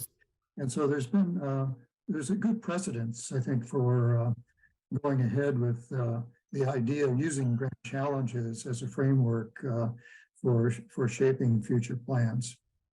My second comment is that I don't believe that the grand challenges as they are stated at the moment, especially numbers 2 and 3, are really grand challenges. They're important issues, but the grand challenge in my mind, and in the past with other programs that I've been involved with where we use grand challenges, is that the grand challenges is really how you're going to do it. How you're going to bring people together, how you're actually going to get the job done. I think the grand challenges, as they're stated now, lay out the issues, but they don't give much in the way of insights as to how the grand challenges are really going to be met going forward. Getting the job done is the grand challenge. And my third comment and final one is that grand challenge number 4 is an important issue, but I think it is so vague at the moment, it should probably not be included in this plan as a grand challenge until it can be fleshed out or more is known about it, or known about the unknowns and so forth. But it really does need to be fleshed out quite a bit to rise to the same level as the existing issues. So anyway, those are my initial reactions, and I hope you take them in a positive light. Thanks. Do folks want to respond? Anyone in the Delta Science program want to respond to that, or you want to hear all the comments first?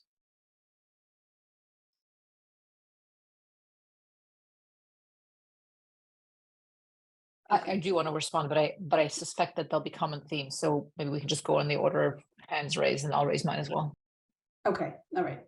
And That's what I was going to suggest. Yeah. okay, great. So Steve, go ahead. Yeah, first of all, I think I really applaud you all for doing this. This is, I think, is an excellent approach going through the grand challenges, and it's very clear when you read through the list of documents. Most of those, I think over half, were from ISB documents, and a lot of, when I see your details of the plan, a lot of those are reflective of the recommendations we've made in our various reviews and journal articles and so forth. And in particular, the recommendations we made at the in our review of the 2019 science plan. So it's clear to me that you listened and took a lot of those recommendations, and I applaud you all for that. I think that, in fact, we specifically mentioned that strategic grand challenges could help structure how you look at the how you do this plan. So I think I'm glad to see this go forward. I have a few just recommendations, I guess I would say. One is, as you dive into the details, as Bob was talking about, of how you actually are going to do this, I do recommend going back and looking specifically at our review of the 2019 science plan, where we go into detail about specifics. We talk about a variety of, and they're all just suggestions, things like putting together a council of lead scientists, have an emerging issues team, and things like that. We talk about structuring those. I think more importantly, this grand challenges introduces the concept of our overarching theme was to look at more longer range strategic view of science needs. And we specifically say, and I'll quote, strategic grand challenges and ecosystem level goals can help structure interdisciplinary research and focus interagency collaboration. And I think that what that essentially says is that in order to get people inspired to work together, they have to have what we called in here an aspirational goal. What are the aspirational goals? And I think when you look at some of the grand challenges, as Bob mentioned, it's not just to work together. I know the science plan is designed as a how to do it. And I'm still going to re-recommend that it go beyond the how and also talk about why. And I think that what we mentioned in our review, which I endorse, is thinking about some of the grand challenges or some of the aspirational goals of what the science could do. And we made some suggestions in there about looking at climate change, social science, integrated modeling and forecasting, and so forth, to look at ecosystem level goals, which only can be achieved through integration of science. And once you figure out what those, I want to say, inspirational scientific goals are, and get it to a stage where management can, just by reading the goals, can understand how it can improve management, that's the kind of structure, overarching structure, that will allow folks to dive in and say, we need to work together in order to achieve this, which is very important. So just the goal of working together, it's everyone's aspiration, but it's not a good incentive. And so that's one other suggestion.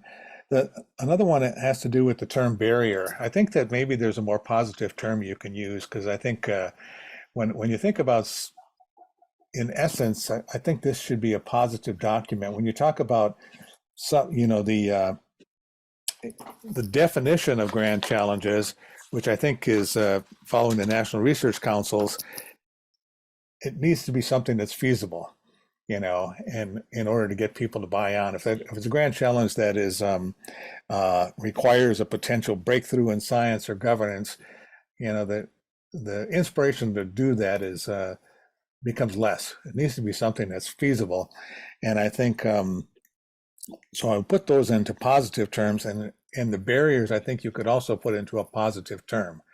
Not barriers for us working, but what are the and I can't think of the right term, but the opportunities. And if we do this, there will not only be benefits to achieving those aspirational science goals and management goals, but also cost benefits, other benefits, and things like that. So I would put those all in a positive term if you're looking to get management and so forth to buy in.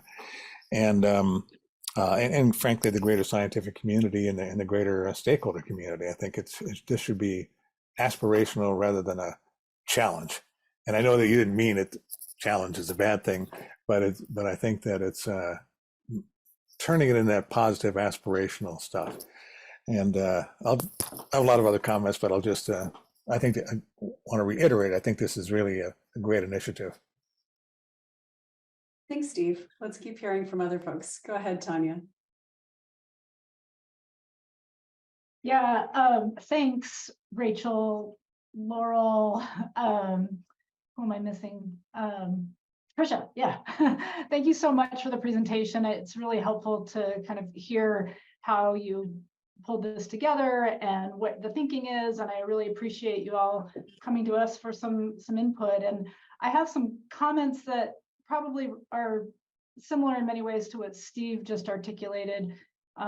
Maybe I'll say them in a slightly different way, but first of all, I totally agree that I think this is a nice way to approach developing this revision to the science plan. The grand challenges are something that resonates with a lot of people in the scientific community right now, and I think we could get a lot of people behind that. The one thing that I think could be potentially confusing a little bit for folks in the science community who are the consumers of this document, perhaps, is that sometimes we think of the grand challenges more in terms of scientific grand challenges, more in terms of the what are the science issues or what are the goals, I think is something that Steve was mentioning. And this is really a document about the how. So the science plan is about how we do science. And so these are grand challenges associated with how we do science, which I think needs to be just really clear to the reader. I mean, that's just something to kind of anticipate. But I also think it's something that you can connect better. And maybe Steve just said this better than I'm saying it. If you're thinking about these grand challenges to the how we do science, grounding them and connecting them to the what questions are important. And that, to me, that might also mean connecting this revision of the science plan to the science action agenda in a more explicit way. And this was something when we were reviewing the science action agenda, I think that kind of came up that, this connection across these core strategic documents could be made a little more robust. So that's just something I would recommend. In terms of, the barriers, I like Steve's suggestions for maybe flipping those to opportunities and really just being clear how you're kind of operationalizing that concept. Are these barriers or opportunities for doing the science, for implementing science, for addressing the grand challenge, for something else? And it feels a little fuzzy right now, and I'm sure that's partly because you only had a few minutes to present this, and right now it's in draft form. So I think really sharpening that to focus in on, okay, what are these opportunities where we can get some feasible movement here, and being very thoughtful then about who's going to be targeted by the actions that maybe come out of this. And maybe actions is not a good word to include in this document, just to differentiate it from the science action agenda. That's a more minor thing, but really just thinking about how you clearly communicate what the difference is between this document and the science action agenda, but also then what are those connections? And I think that how and the what is really important to frame for the audience. So thank you. And yeah, great efforts. Thanks, Tanya. Go ahead, Tom. Yeah, I think this focus on a strategy for the science plan is, you guys are on the right track with that. I'll be brief. My primary concern was, it would seem to me a principal audience for this are the managers and the decision makers involved in the Delta. And if if that assumption is correct, I think it needs to be linked a little better to the co-equal goals. Right now, it just goes through one delta, one science, and a lot of people aren't really going to know what that means. But to make those grand challenges relevant, linking them to the co-equal goals, not only will make it relevant, but it'll also be a test of whether that grand challenge is an appropriate grand challenge. Because if it doesn't address the co-equal goals in some way, then it may be a challenge, but it's not a grand challenge for the Delta. So my recommendation would be to sneak the co-equal goals into the beginning, and then as you develop the grand challenges or present them, link them to the co-equal goals so that its relevancy is assured. Thanks, Tom. I think those succinct comments probably crystallize some of the other comments as well. So Obey, go ahead. Yeah, thank you again for the presentation. You know, it's a somewhat somewhat new to all this. I need some clarification to understand where this is heading. So in the, you know, it seems like the science plan will be sort of directed, or not necessarily directed, but linked to addressing the grand challenges. And at 30,000 feet, I'm wondering, similar to what Tom mentioned, there are challenges that are already there in your previous plan, but then there are grand challenges. So by focusing on just grand challenges to design or develop this new plan, I'm wondering how much emphasis you may have the regular challenges that are still there, but not necessarily grand.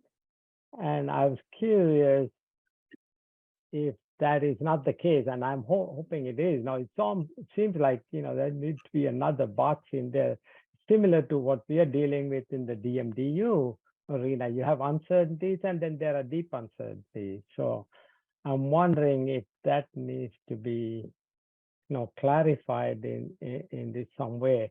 And regarding these other questions on the screen, I think similar type of questions come up in other systems like the Everglades. That may be a good way to learn how others are dealing with this.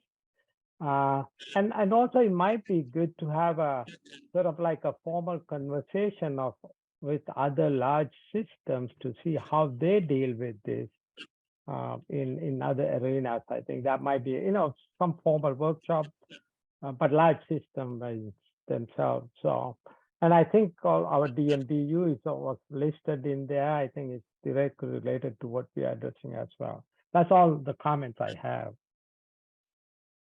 Thanks, Obey. Anna. Thank you. So in some way, my comments, I think, parallel part of what's been said, but maybe with a slightly different angle. I mean, to start, I really like the sort of tiered model of the grand challenges and the barriers and the action and the tools, because it's very effective at linking, you know, what can actually feasibly be done with what the broader issues are. I think maybe what partially what I'm struggling with, but I think what I heard from others as well, maybe using different words, is what really is meant as a grand challenge in this context. And I'm looking at the definition in sort of the box one in a document that was sent around before the meeting. And also, what is the difference between the grand challenge and the barrier?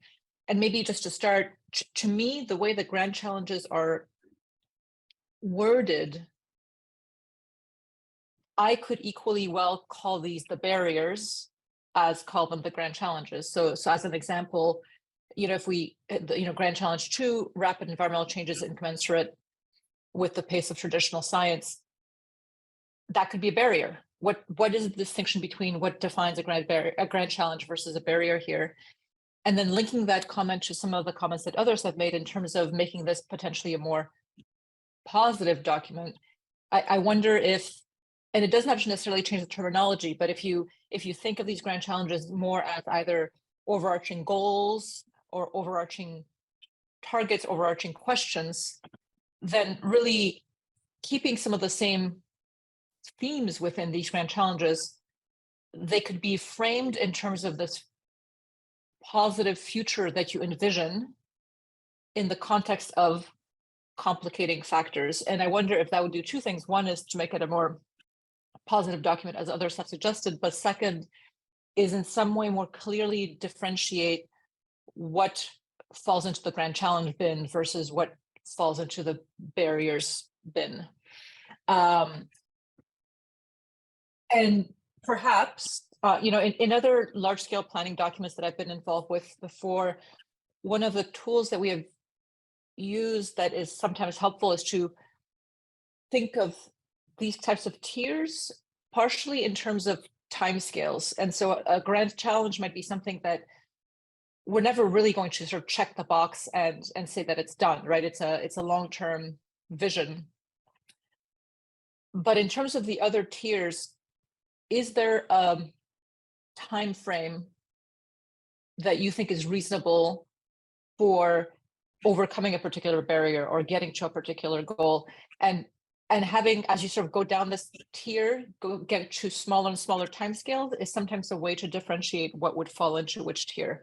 And I'm just throwing that out there in case it's helpful. But at a high level, I think the best sort of summary of my impression of this is this what is a grand challenge and what is a barrier to me is a little bit mixed here. And part of the way to address this is as others have said, to make the grand challenges a little bit more maybe aspirational in the way that they're framed. Thank you.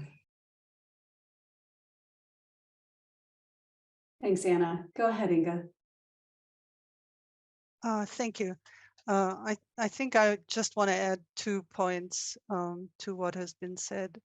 I can't remember which grand challenge it was. I think it was number 1 about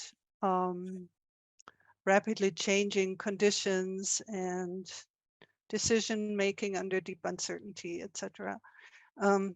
And I immediately think of climate change, of course, in this context.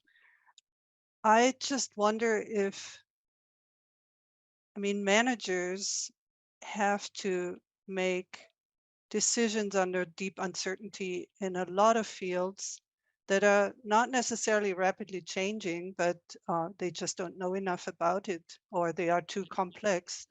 I wonder if that's already taken care of in the science plan under not so grand challenges or not. That was one question that came to mind.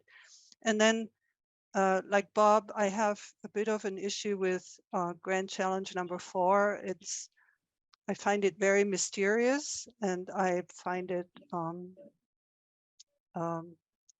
vague, and can't really imagine, how that will be done. But again, the authors have said they will flesh all these out, and these are just topics. So it may all become clear once we have the full text to read, I think. So thank you. Oh, thanks, Inga. Virginia. So I too like the approach of the grand challenges, but for the Delta in particular, it seems really important to pair these with questions. And since the Delta is a lot about management, I think they should be management questions. And that's probably a future step to move ahead on. But I think it's real important to put questions, because sometimes those are easier to address than a challenge per se. And then secondly, I had to read 4 several times to even figure it out. I think the grand challenge that is there, in which this is encompassed and other issues as well, is the need for a holistic perspective. I see that as a challenge myself, dealing with so many of the issues that come up in the Delta. And I think that's dealing with the siloing of information and regulations, thinking about feedbacks over space and time between the different components, and dealing with adaptive management in a holistic way. So I'd like you to think about that as a challenge. Thanks, Virginia. I'd like to make some comments too, but I just want to make sure All board members that wanted to speak have had a chance at this point. Don't see any more hands. So I might have a slightly different take on this, although I certainly appreciate all the board's comments.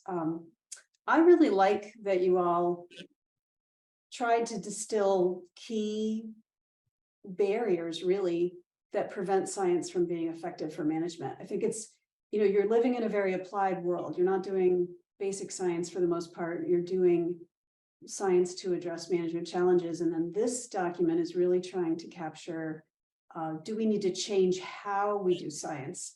And so, I think once we let these folks flesh this out a bit more, I think some of these connections to the science will become more clear. But I do think the place where my comments overlap with some of the other comments is you have raised really important problems that are probably going to be important in addressing climate change and rapidly changing systems and not so rapidly changing systems that we don't know much about. But in order to prioritize science, you do need to have a vision of what the benefits will be. So I think this positive spin that many of the board members have captured is probably really relevant to understanding the priorities and relative allocation of effort. So again, using my sort of economist framework of the world of like, well, we have a lot of things we want to do. How do we decide, which ones we're going to prioritize? I do think the vision of where it's going to get you will help you prioritize. But I like that you were really clear about what are the challenges in doing science. And so I don't know, I'm not as keen to eliminate how you worded things, but I do think the point of trying to recognize that they are just grand barriers or grand opportunities is probably useful, because there's big barriers, there's little barriers, but where are you going to get to the, oh, we have some good ideas here? And so I think that's a lot of what others are saying as well. So so now that I've made those comments, I just want to talk about how, oh yeah, Laurel wants to say something. Okay, go ahead, Laurel. Oh, go ahead, Lisa. I was just getting in the queue for when you're done, because I'd like to kind of respond to everything that we heard and try to summarize a bit. Okay, no, I think now would be a good time. I was going to talk about how we should engage in the future, but why don't you go ahead and do that? Okay, yeah, that would be helpful. But yeah, I just first of all wanted to really thank the board for these thoughtful and insightful comments. I've been taking rapid notes here and feeling pretty inspired by them. I think they give us some really great and concrete ideas that we can work with. Just one quick comment about the positive spin and the use of barriers. I think I do want to differentiate between the strategic process that we'll use internally to get us to that final document and what will be in that final document. And I agree with maybe Lisa and some of the comments that Anna provided us with, that thinking through these barriers can be useful to help break down these challenges appropriately and try to get to concrete actions. But I do agree that I think it would be beneficial to have a positive framing for the final document and to really think more about the opportunities that exist rather than the barriers. And I think that, Lisa, I appreciated your comments about prioritization and about how a positive framing and how drilling down to distinct opportunities can help us maybe arrive at priorities. I think Anna's suggestion on thinking through timescales associated with each one of those tiers can also help us get at this need to prioritize the recommended actions or whatever we end up calling them in this document.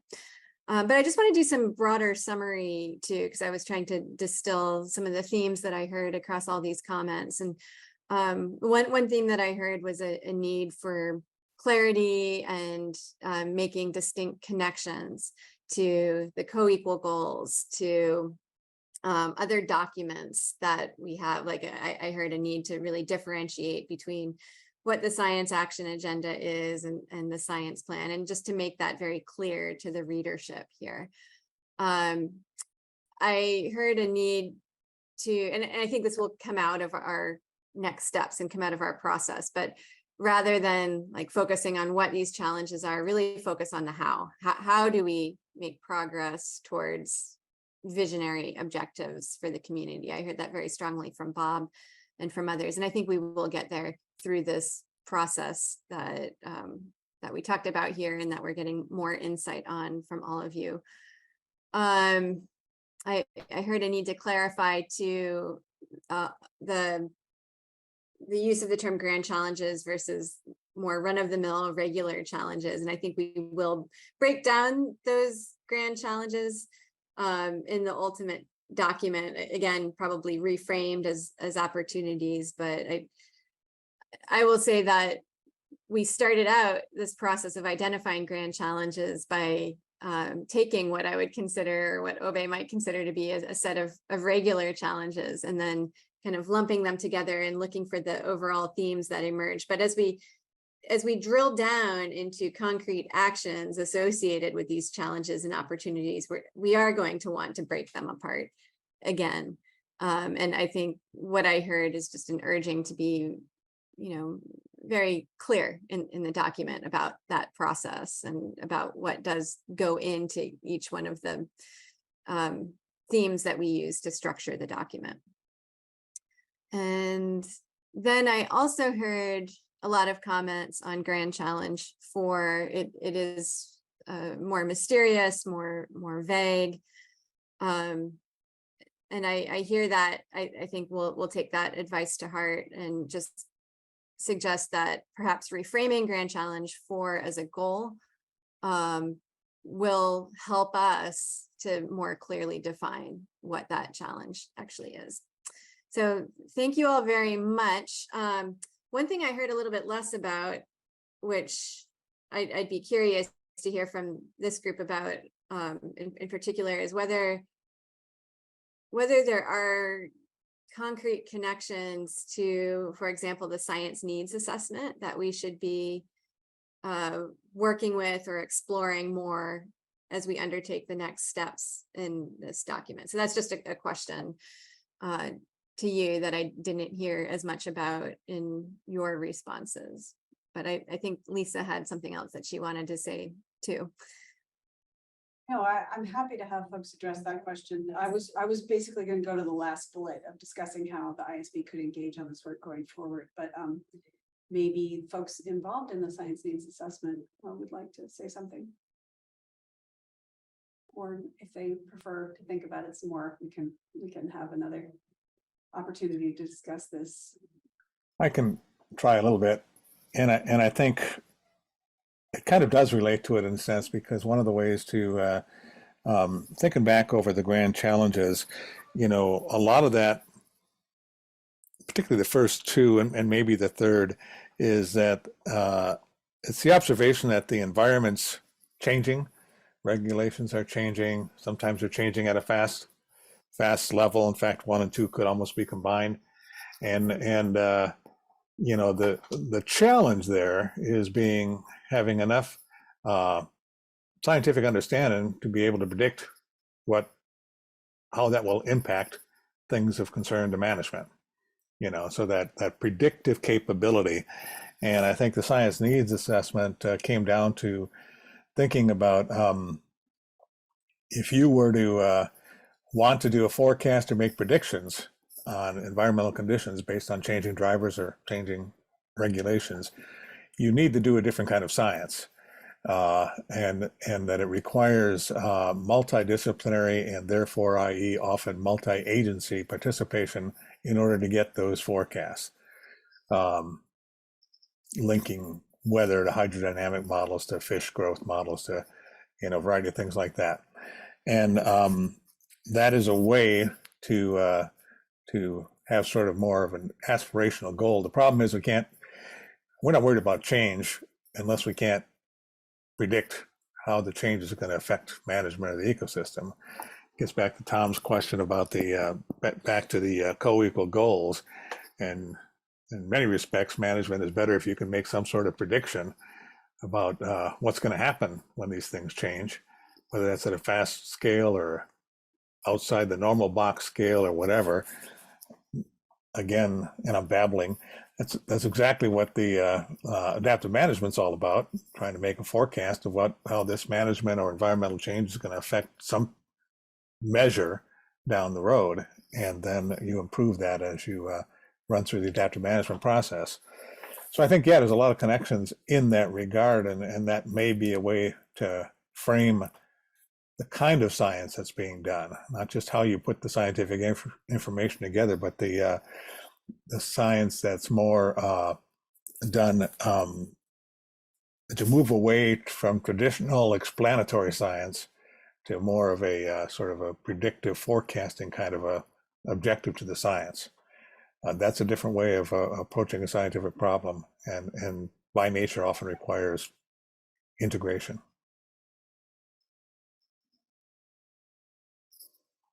Thanks. I appreciate that and found it helpful. And, oh, Diane, go ahead.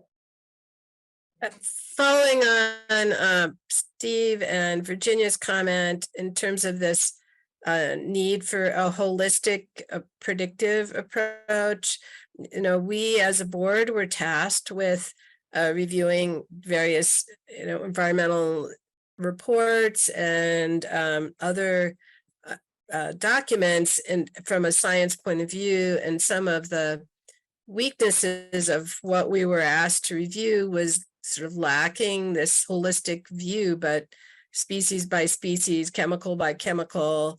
And so that this area and however number 4 is rewritten to be less mysterious, that's another way in which it connects with usefulness in terms of proceeding forward, even without ability to predict. Do you see what I'm saying? Yeah. Yeah, there's integrative and there's prediction. Yeah. Yeah. Often go together, but are not exactly the same thing. Yeah, good. Yeah, and then I think, we all do have experiences in other systems. And I think there's also this question probably that we didn't fully address of, are there grand challenges from other systems that haven't been included here? I encourage folks to think about that after the meeting and possibly send emails to the team if they are, we'll send them to Edmund, I guess, for coordination. I will say in the system that I'm familiar with, the Chesapeake Bay, I think you're being much more strategic and thoughtful about long-term needs in many ways. And so not that there aren't individuals thinking that way, but in terms of the strategy of science, it's very much more on the science action agenda. And I don't think they have even a document that would be parallel to this grand challenges within the program itself. Now there's other documents that are going out there. So I just want to applaud you for even taking this on, because I think thinking strategically about how to make science produce better products is just critical and rarely done inside government, programs that are really just trying to keep up with all the science demands. So it's a great effort. And so anyway, anything we can offer in terms of, helpful ideas, I think we should. Tanya, go ahead. Yeah, I just want to echo Lisa's comment there. One of the things I've been studying recently is how learning takes place in different science enterprises that are meant to inform environmental policy and management, and doing some work in the Colorado River Basin. And there really is just a tremendous lack of strategic thinking and coordination and effort to really move the science forward in a way that speaks to some common management questions. And so I see you all in the Delta Science program as being national leaders in this space, and something that other systems can learn from. I'm sure there's other things going on, of course, that I'm not aware of, but from what I've seen in some of the other systems I've looked at, there really isn't good efforts towards this level of strategic thinking.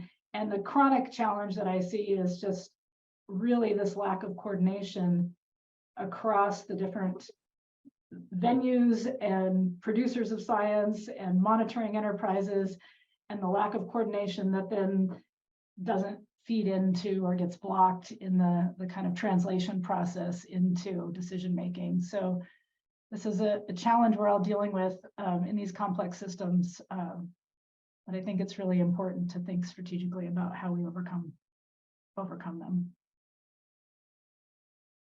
Thank you, Tanya. Virginia. And so just to touch on that last question about what we've seen in other systems in which we're dealing with, and the systems I've dealt with largely are under the Department of Energy.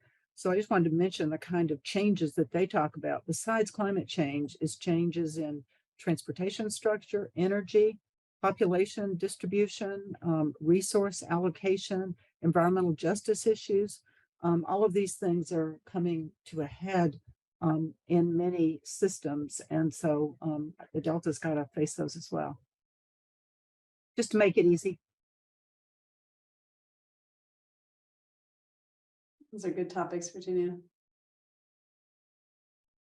Yeah, thank you all for those comments.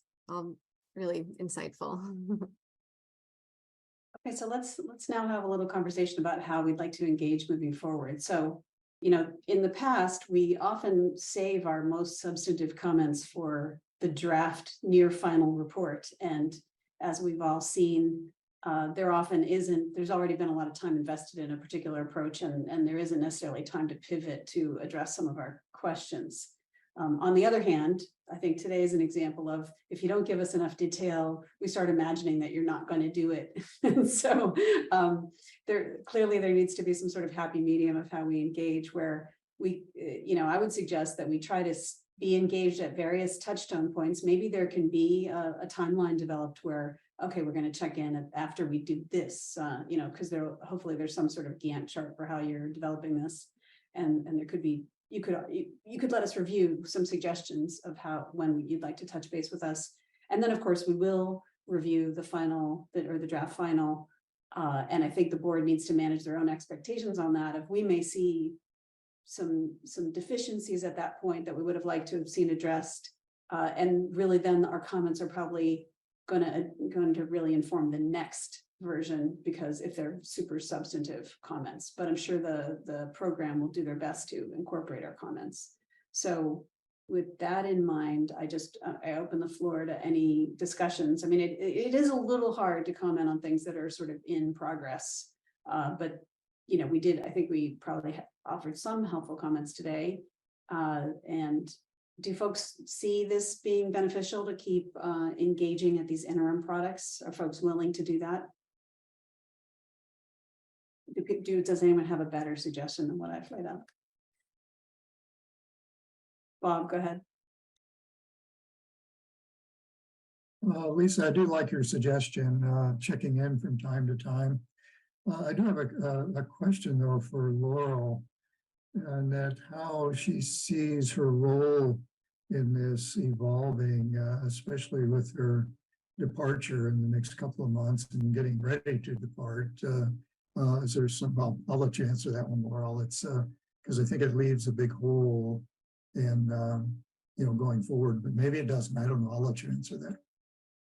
Yeah, it's a valid question. And certainly this is one of the big items that we're giving a lot of thought to in my transition plan. Because the next science plan will be drafted in 2024, I also just want to be sensitive that this is an area where the incoming lead scientist could be able to exert creative leadership and really make this product their own. And I don't want to step on that person's toes in doing so. But that said, I have a lot of, I've been very invested in this grand challenge process. I've enjoyed working on this project.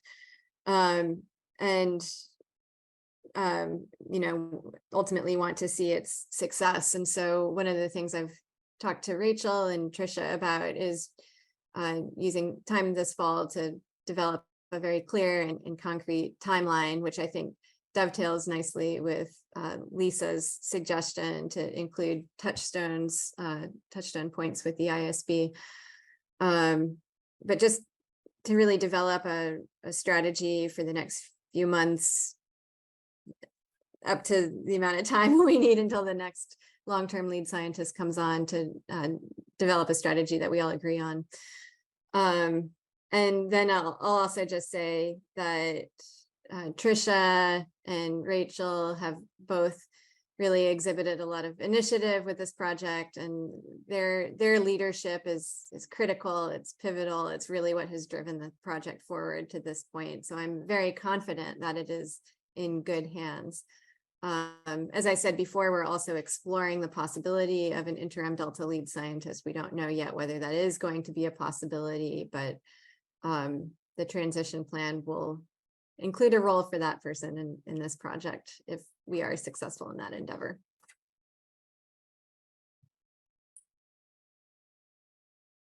So Bob, does that address your question?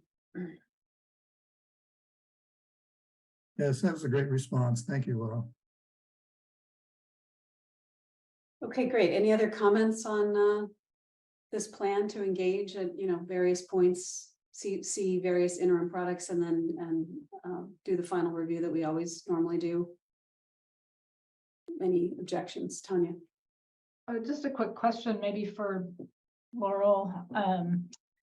Do you anticipate including in this plan some sort of performance metrics of how we would track achievement of the actions or goals towards addressing the grand challenges?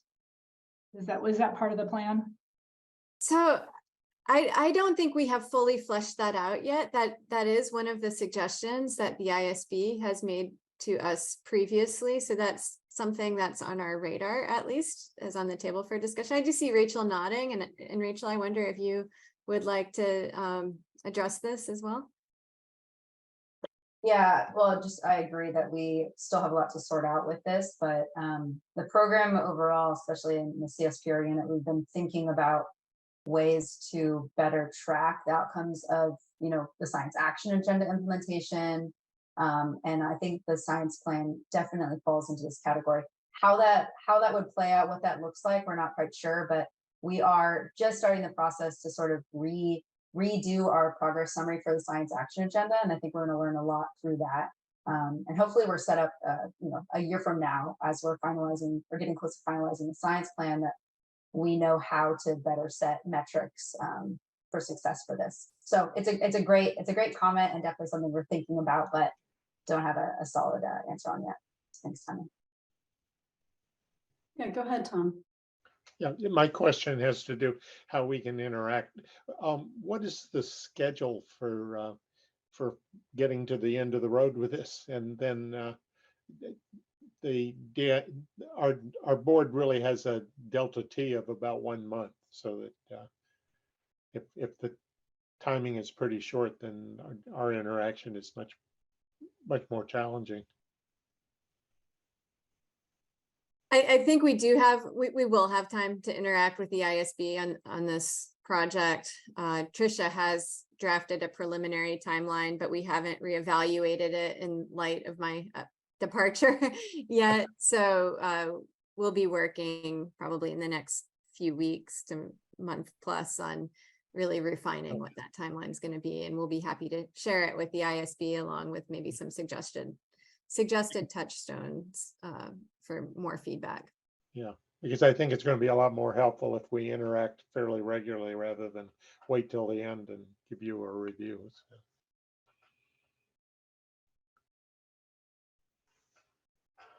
Yeah, and I just want to say, I think you've really laid out, if you really tried to thoroughly address all these grand challenges, you'd be spreading yourselves very thin. So I do recommend looking at your assets, as it were. You have nascent programs and activities already along these lines, and so I think maybe thinking about what you can add to your existing capabilities rather than starting from scratch, I think is a good way to get to that feasible set that's not too crazy.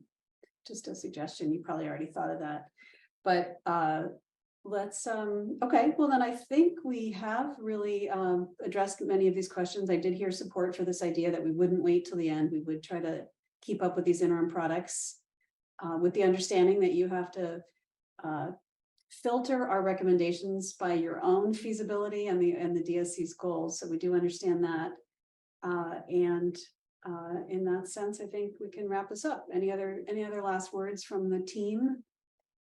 the development team? We do have public comments. When you're Oh, ready. and public comments. Yes. Okay. Let's go to public comments.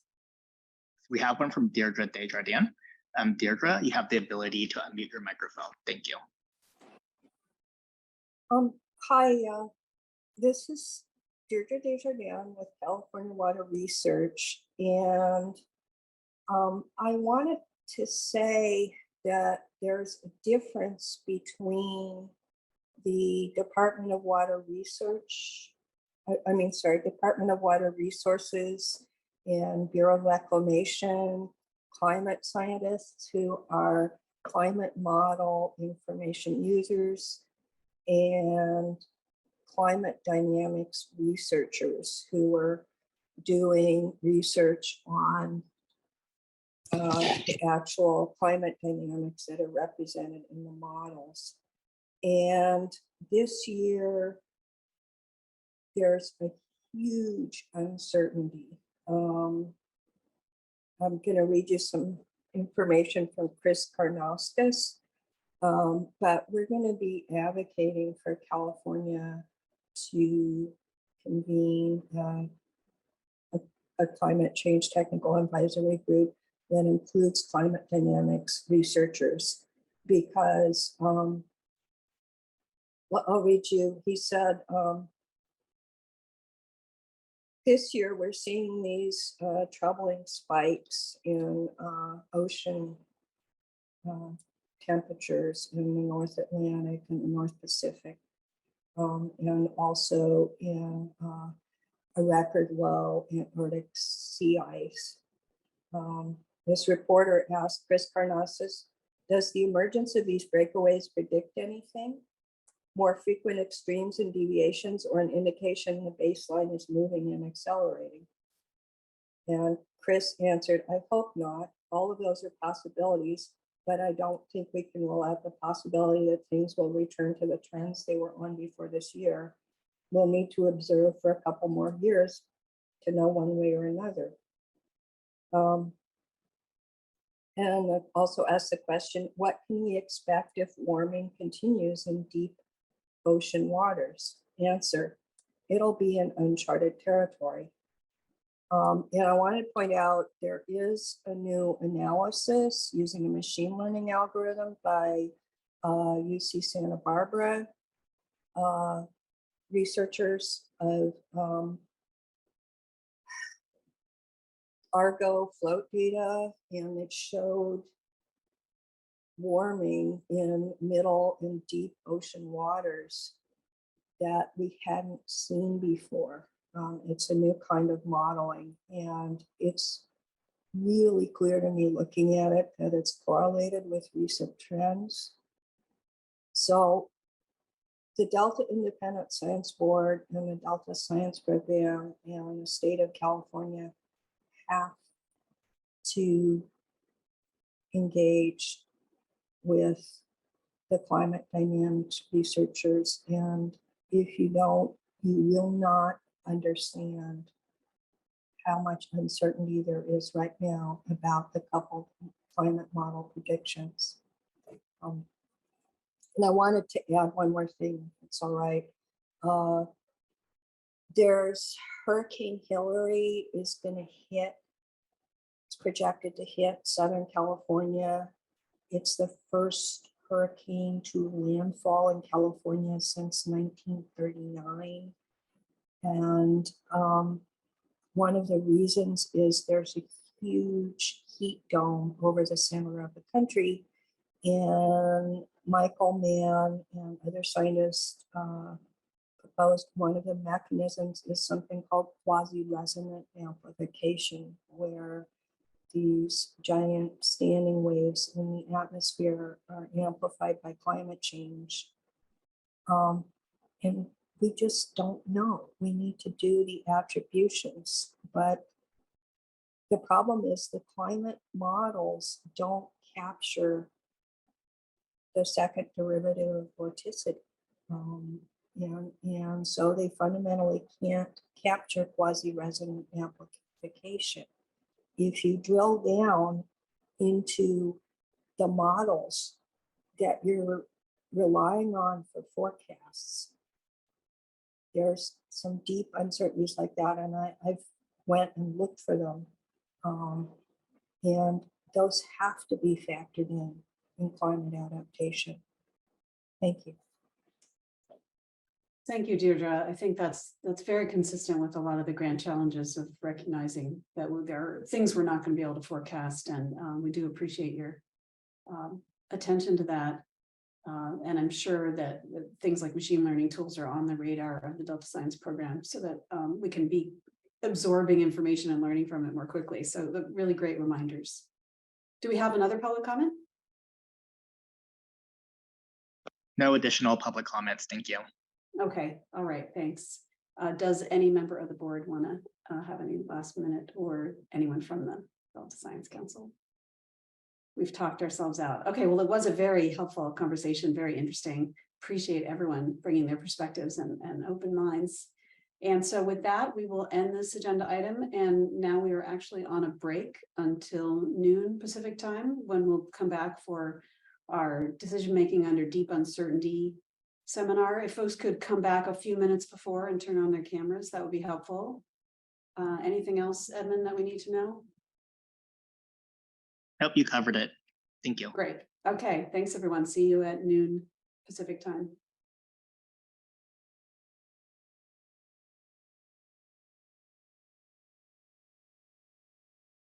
And we have both speakers on and ready to go. So whenever you're ready to resume. Let's dive on in, Evan. Thank you.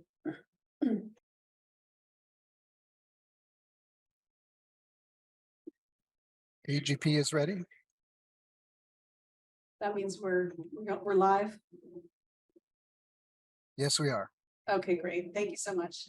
Welcome back, everyone, to the Delta Independent Science Board meeting. For the next hour, we're going to take time to hear another seminar in our series of decision-making under deep uncertainty. And the topic today is development, application, and uses of scenario planning in decision-making under deep uncertainty. And this seminar series is developed with support from the Delta Science program to explore concepts and present tools related to this field of DMDU, I'm going to call it, since I've said it twice already. And we're really hoping that this can help managers and stakeholders and interested parties evaluate and plan for a wide range of plausible futures in the Sacramento-San Joaquin Delta. And this is going to inform a review that the ISB is working on. And remember that prospectus has now been finalized and is available if you want more information. So just a quick reminder, decision-making under deep uncertainty is the exploration of tools that we might use to anticipate risk and inform decisions, even when we don't have a strong understanding of how likely those future risks may be. And within this field, scenario planning is a key tool for such investigations. And so the purpose of this and next month's semester is to try to understand these methods a little better and help us understand if there's ways we can get more out of scenario planning efforts. Because even though scenarios are widely used already to expand our minds about what is possible, they can also be limited by our blind spots and other common ways of thinking that tend to constrain our thinking. And so that's what our speakers today are going to dive into in this third seminar of our series. We have with us today Andrew Parker, who's a senior behavioral and social scientist at the RAND Corporation and a professor at the Pardee RAND Graduate School. And Jody Wong is an associate policy researcher at the RAND Corporation. And she's going to be discussing the development and application of scenarios and their uses at DMDU. Well, both of them are. They've divided the talk up into two. Dr. Parker will provide some of the fundamentals of scenario-based planning and the benefits of using scenarios to understand risk. And Dr. Wong will use case studies to show how scenarios can serve as communication tools, develop shared understanding of key uncertainties, and support decisions. So they're going to take about half the time, and then we're going to have plenty of time for questions afterward. So let me now turn it over to Andrew Parker to start us off.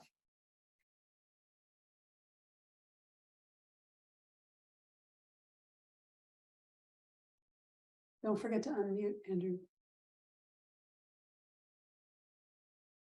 Thank you. Are you seeing the slides now? Yes. Well, good afternoon, everyone, and thanks for having us present today. I'm Andy Parker. I'm a senior behavioral scientist at RAND. My research focuses on the psychology of decision-making and especially how people make decisions under risk and uncertainty. And a portion of this work is focused specifically on deep uncertainty. For example, I co-led an NSF-funded project into the psychological effects of using scenarios rather than forecasts for long-range planning, which I'll talk about in just a little bit. But before I get there, I'd like to give Jody a chance to introduce herself. Thanks, Andy. Hi, everyone. I'm Jody Wong. I'm an associate policy researcher at the RAND Corporation. I'm a risk communication scientist, and my research leverages on principles from both communication and psychology to understand how people make decisions in uncertain environments and how to communicate complex information on different topic issues to different audiences. Most of my work are focused on the public health arena and in the environmental space. Recently, I've been working with my colleague Rob Lambert in the DMDU space, who I'm sure you've heard a lot about if you're a DMDU practitioner. And we're really beginning to explore how uncertainty might be actionable in media narratives. Great, thanks, Jody. I always like to start talks like this, letting you know what perspective you're getting.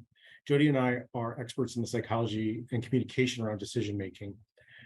We've each worked on projects involving deep uncertainty with folks who are expert practitioners. So as Jody mentioned, you've likely met Rob or Rob Lempert, a collaborator of both of ours. That said, neither of us are DMDU practitioners ourselves. So what you're getting here is a well-informed view of how these issues play out in decision support surrounding deep uncertainty. I'm going to kick us off focusing on cognition, cognitive biases, and how it plays out in scenario-based decision-making. I'll discuss how that may be different from more traditional forecast-based decision-making and provide you with some relevant examples. Jody will then build off this, focusing on risk communication in the face of deep uncertainty, its challenges, its promises, and how scenarios fit in. And we'll have plenty of time for Q&A at the end. So my goal here is cognitive biases. But to get there, I need to lay some groundwork. First, I'll spend a bit of time talking about how people, real people, which includes both planners and the public, make decisions under uncertainty, including deep uncertainty. Then I'll dive into what we mean by scenario-based planning and the promise of it from a psychological perspective before getting into the meat of it, which is cognition and cognitive bias. And I'll end with an example from our own research, as well as a set of cautions.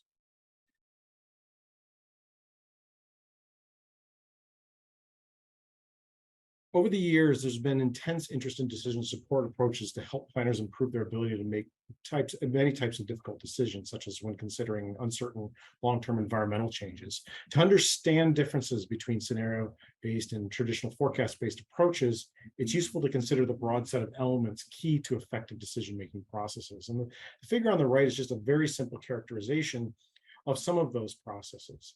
We often spend most of our time talking about choice processes, which includes actually selecting the best decision among available options. But implicit in that are a variety of evaluative processes where we evaluate the potential consequences of those options. And even more implicit at times are decision structuring tasks. These are tasks that include defining the problem in a way that opens it up through meaningful consideration, objectives that we want to achieve, assembling a menu of options that might achieve those objectives, and identifying any key sources of uncertainty. I should note here that the term decision structuring is often used in two quite different ways. One of those is equivalent to decision architecture, meaning design choices made by a decision analyst in helping decision makers structure the decision that they're facing. The other are decisions made by the decision makers themselves on how they want to think about the problem that they're facing. For the most part, I'm talking about the second one here, how people frame a decision problem themselves. But when we get into talking about prescription, this does get into choice architecture. I'll argue that traditional approaches focus primarily on choice and evaluation. But many real-life decisions focus as much on discovering information and designing new alternatives as it is to making the final choice. This is particularly true under deep uncertainty, where decision makers have uncertainty regarding the very nature of the problem that they're facing. So scenario, at least the way I'm using it here, is a set of future states of the world presented to decision makers as a plausible and worthy of consideration, but without initially assigning any likelihood. Scenarios often come with a clear and often narrative policy orientation. Scenarios arguably may facilitate decision structuring, at least in early stages of deliberation. However, as a cautionary note, it's worth noting that there are concerns, obviously, that scenarios may prove insufficient for effective choice, particularly when decision makers may ultimately require likelihood information about alternative futures to choose among decision options. In some more quantitatively oriented DMDU approaches, which you may have been hearing about, likelihood does enter the process, but later once choices need to be made. But initially, the exploration and narrative surrounding scenarios could potentially benefit decision structuring. Certainly, this scenario literature and scenario proponents argue that this is especially helpful for contentious group decision making. Excuse me. There's a quote that I like from WAC that really captures a lot of the proposed promise of scenarios. That is that scenarios can change decision makers' assumptions about how the world works, compelling them to reorganize their mental models of reality. This makes reference to a very old concept from psychology, that of mental models, which is a network of beliefs about something. It could be a risk, a process, or a decision that they have to make. And mental models are a useful way of organizing the world mentally and can act as a shortcut for decision making. So the idea of that scenarios have the potential to help decision makers form one or more mental models of the situation they're facing is a powerful concept. In terms of the proposed promise of scenarios, there are several things that people point to. First, when faced with deep uncertainty, a single future or distribution of futures may be more easily rejected by stakeholders with opposing views. Scenarios that focus on multiple distinct futures may help get stakeholders on board and engaged. Relatedly, if presented as possibilities rather than firm predictions, such scenarios may be psychologically less threatening, thus make it easier for decision makers to explore new decision options that might effectively address inconvenient or contentious futures. Concreteness really, in my mind, cuts both ways. Scenarios may draw attention to small probability, high consequence outcomes, which can be attended to by decision makers, but at the same time could mislead decision makers that such low probability scenarios are more likely than they actually are. More generally, the way information is presented can affect several things psychologically. It can affect how intuitively or systematically users process information, what they regard as default options, their focus or lack of focus on worst cases, and their willingness to invest in protective measures. To go on, if decision makers are invested in a given policy option, scenarios have the potential to explicitly build that into deliberation. And finally, to the extent that likelihood is brought to decision support at a later stage, this is typically characterized across rather than within scenarios, and this likely changes how uncertainty is mentally represented. Should be clear at this point, but our main argument here is that this choice of pursuing scenario-based versus forecast-based approaches doesn't just matter from a decision analysis perspective, it matters psychologically about how people approach a problem. Perhaps most importantly, the decision maker's view of the decision will be shaped by the task they face. From a decision architecture perspective, how it's presented by a decision analyst will affect how they approach the problem.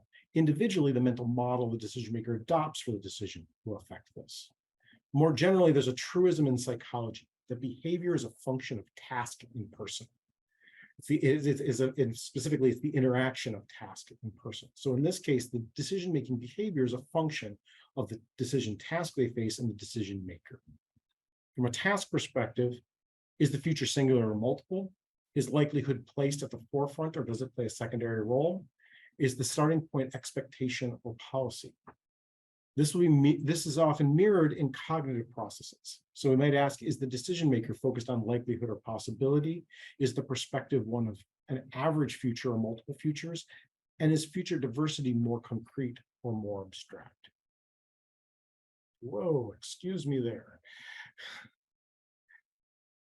Behavioral decision research is a field originated in psychology, but has strong threads in economics, business, engineering, and other fields. This research has often focused on the many pitfalls in human decision-making, especially when talking about narrow conceptualizations of complex problems, and especially when uncertainty is not well structured.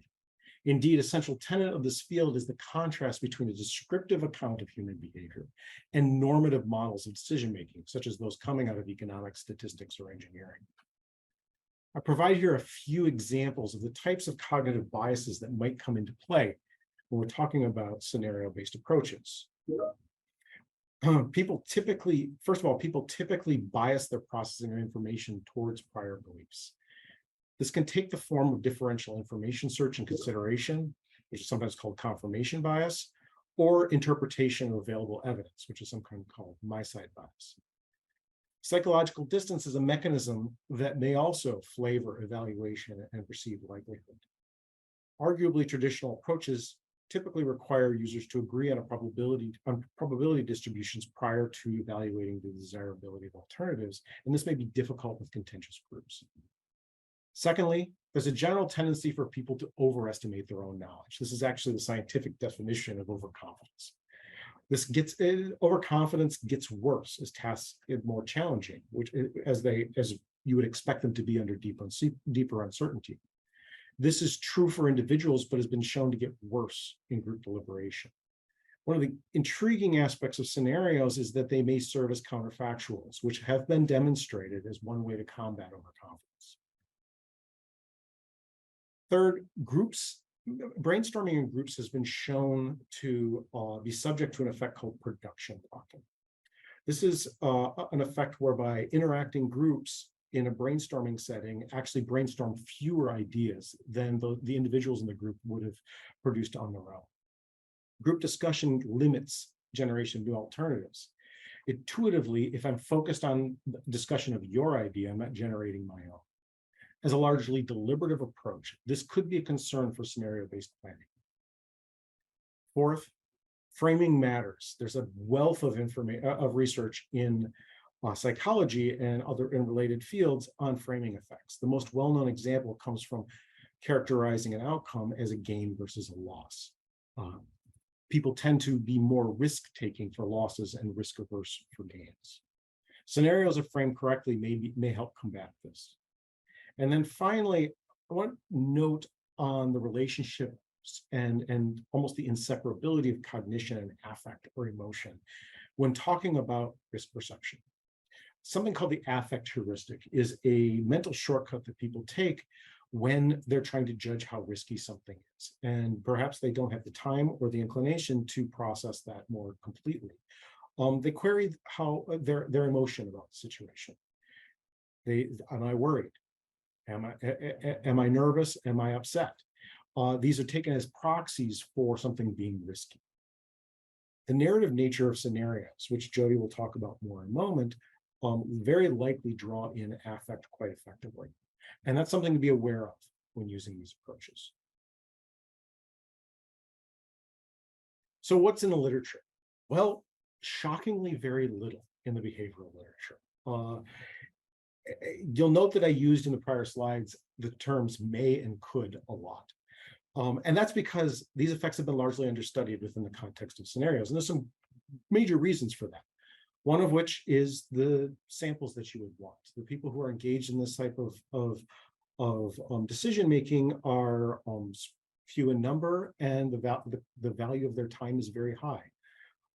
And so it's hard to do systematic psychological research with those populations. Secondly, the elements of the tasks that they are engaged in are complex and difficult to capture in an experimental setting. One key exception to this is a project that I was involved in, collaborating with Min Gong and Rob Lempert and others. And I think it provides a good, if limited, view into how I think research in this area should proceed. We conducted a laboratory experiment with a realistic fishery management task that asked participants to balance economic and environmental objectives. This was accomplished through a computer-based dashboard that participants were able to interact with, and particularly allowed them to explore a wide range of futures and construct policy options. We intentionally kept the option space quite large and fluid. There were actually 79 different possible combinations of policies that they could explore, 18 of which we identified as relatively high expected value. We randomly assigned participants to one of two experimental conditions. They either received displays that focused on scenarios, which the upper figure here is a snippet from the dashboard for that, or one focused on forecast. And the lower figure here is a snippet from that.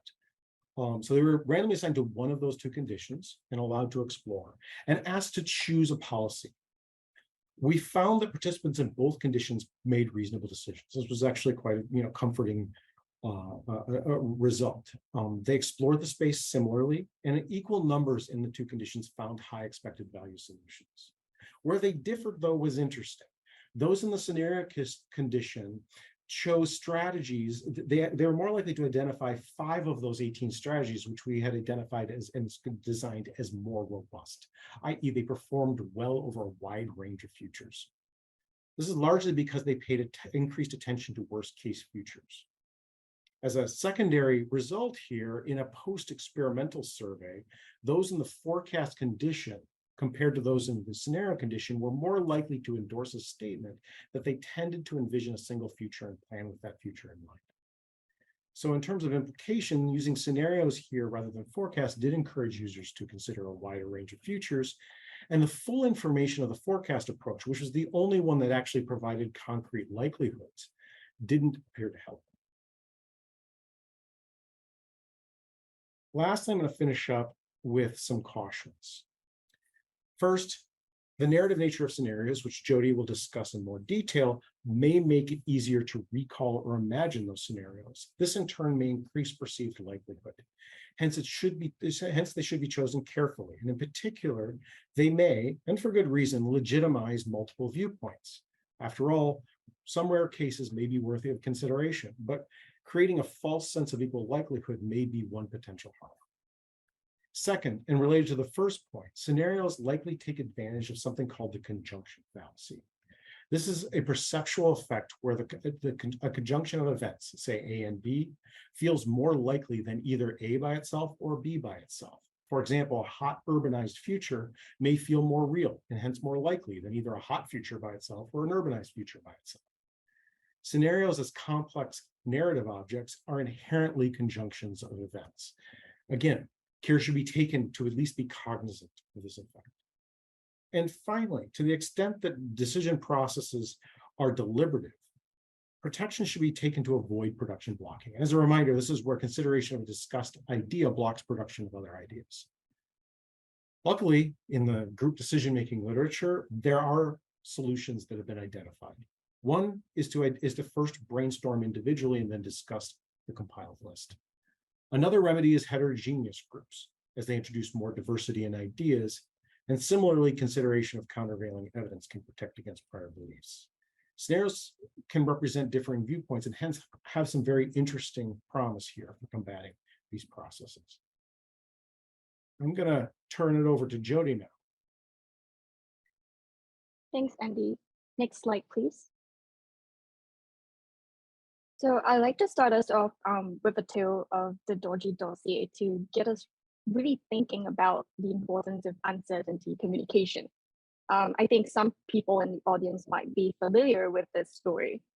In 2002, the British government published a document claiming that Iraq had weapons of mass destruction and nuclear ambitions, which was used to justify going to war. However, after the war, this was found to be untrue. An investigation found that expressions of uncertainty in the intelligence were removed or not made clear enough in the public report. Similarly, in the US, a review found that the intelligence community did not accurately explain the uncertainties behind the judgments in their report. So the main idea is really this: the removal of uncertainty from the documents had a big impact on public opinion and governments, and was a key factor in the decision to go to war. Now, in DMDU, assessment of future risks generally contains a strong element of epistemic uncertainty, or put simply, this is uncertainty that arises from a lack of knowledge or understanding. So further knowledge would subsequently revise our predictions. This tale suggests that failure to do so can seriously compromise decisions, which is why it's important to stress the effects of communication on the audience through this cognitive psychological perspective that Andy and I are offering today. One question we might ask ourselves, or at least I've been continuously asking myself, is that Well, in the context of DMDU, how might we communicate the uncertainty in scenarios honestly and transparently without losing trust and credibility to the benefit of stakeholders who subsequently use this information to form an opinion or make a decision? Next slide, please, Andy. Here, I want to introduce a very basic model in communication, in the field of communication, known as the Laslaw's model of communication. This version has been adapted to communicate uncertainty, and it focuses on who communicate what, in what form, to whom, and with what effect. So starting from the left, the first two factors in the framework are about who is communicating. The owners of the uncertainty are the experts who assess the uncertainty, such as scientists or official bodies. The communicators might be the technical experts, communication professionals, and journalists who convey the information on behalf of the institutions. The factors related to what is being communicated might be the object that is uncertain, such as facts, numbers, or scientific models and hypotheses. The source for the uncertainty, such as the reasons for the lack of knowledge, the lack of uncertainty ranging from direct uncertainty about a fact to indirect uncertainty about the underlying science, and the magnitude of the uncertainty ranging from a small lack of precision to a substantial degree of ignorance. The factors related to the form of communication might be how the uncertainty is expressed, such as a full probability distribution or a brief mention that uncertainty exists. The format of the communication, such as numbers, visualizations, or verbal statements, and the medium of communication, such as print, online, broadcast, or verbal conversation. The factors related to whom the communication might include, to whom the communication might be the characteristics of the audience, such as their level of numeracy and expertise in the field, the relationship of the audience to the topic, such as whether it is emotionally charged or contested, and the relationship of the audience to the communicators, including their perceived credibility and level of trust or distrust. The last set of factors is about the effect of the communication on the audience, including how it affects their thinking, emotions, trust, behavior, and decision-making. And this ties in with Andy's discussion of cognitive biases, because people's understanding of uncertainty can really vary greatly and have a big impact on their decision-making. Next slide, please. So as Andy also points out, there is shockingly also few research on how to communicate uncertainty effectively in DMDU. Thankfully, there's some hope. Recent research has looked at using scenarios as an effective communication tool. First, recall that scenarios describe a range of possible futures. Now, narrative theory argues that the stories we tell about ourselves and our experiences shape our identities and worldview. The authors propose that scenarios or narratives about how the world works and our role in it is important in shaping public opinion, policy, and politics related to the environment. These stories can be intentionally created and spread, or they can emerge and be reinforced through social relationships. In DMDU, decisions about the future are motivated less by accurate anticipation and risk assessments than collectively held narratives. So in many ways, narratives have the ability to extend cognition, create shared knowledge across space and time, shape our beliefs, values, and actions in the face of uncertainty. And because environmental decision-making grapple with deep uncertainty, the uncertain and contested nature of sustainability transition gives power to narratives. It gives psychological agency to narratives, which highlight certain contingencies, responsibilities, priorities, and pathways over others. And due to their persuasive abilities, there is a growing interest in using narratives in social sciences and climate research. Next slide, please. Here I want to show you some examples where narratives in the environmental context have conventionally been observed. First, we see them a lot in climate narratives. Scientists, journalists, activists, and other actors use stories with words, images, and statistics to make sense of observations or events. And as what Andy has pointed out about framing, how these stories are told can have a big impact, influencing whether people feel hope or fear, take action or do nothing, and feel uncertain or clear about the situation. For example, climate narratives can place responsibility on individuals or policymakers. We've seen them in narratives where they've argued that it's too late to act, or in narratives that emphasize the need to act now. They are also found embedded in cultural artifacts like folklore, songs, customs, and oral traditions that pass down norms from generation to generation. For example, research shows that folklores that highlight features of the physical environment, such as crop and water-related motifs in fertile areas or accounts of earthquakes in risk-prone areas, can shape shared knowledge, values, and ecological dynamics. Lastly, we also see them quite commonly in data visualizations that are often accompanied by other text or images. For example, in this graphic here, these are the warming strips created by Ed Hawkins in 2018. In 2018, and in blue it shows the cooler years, and in red it shows the warmer years. So the graphic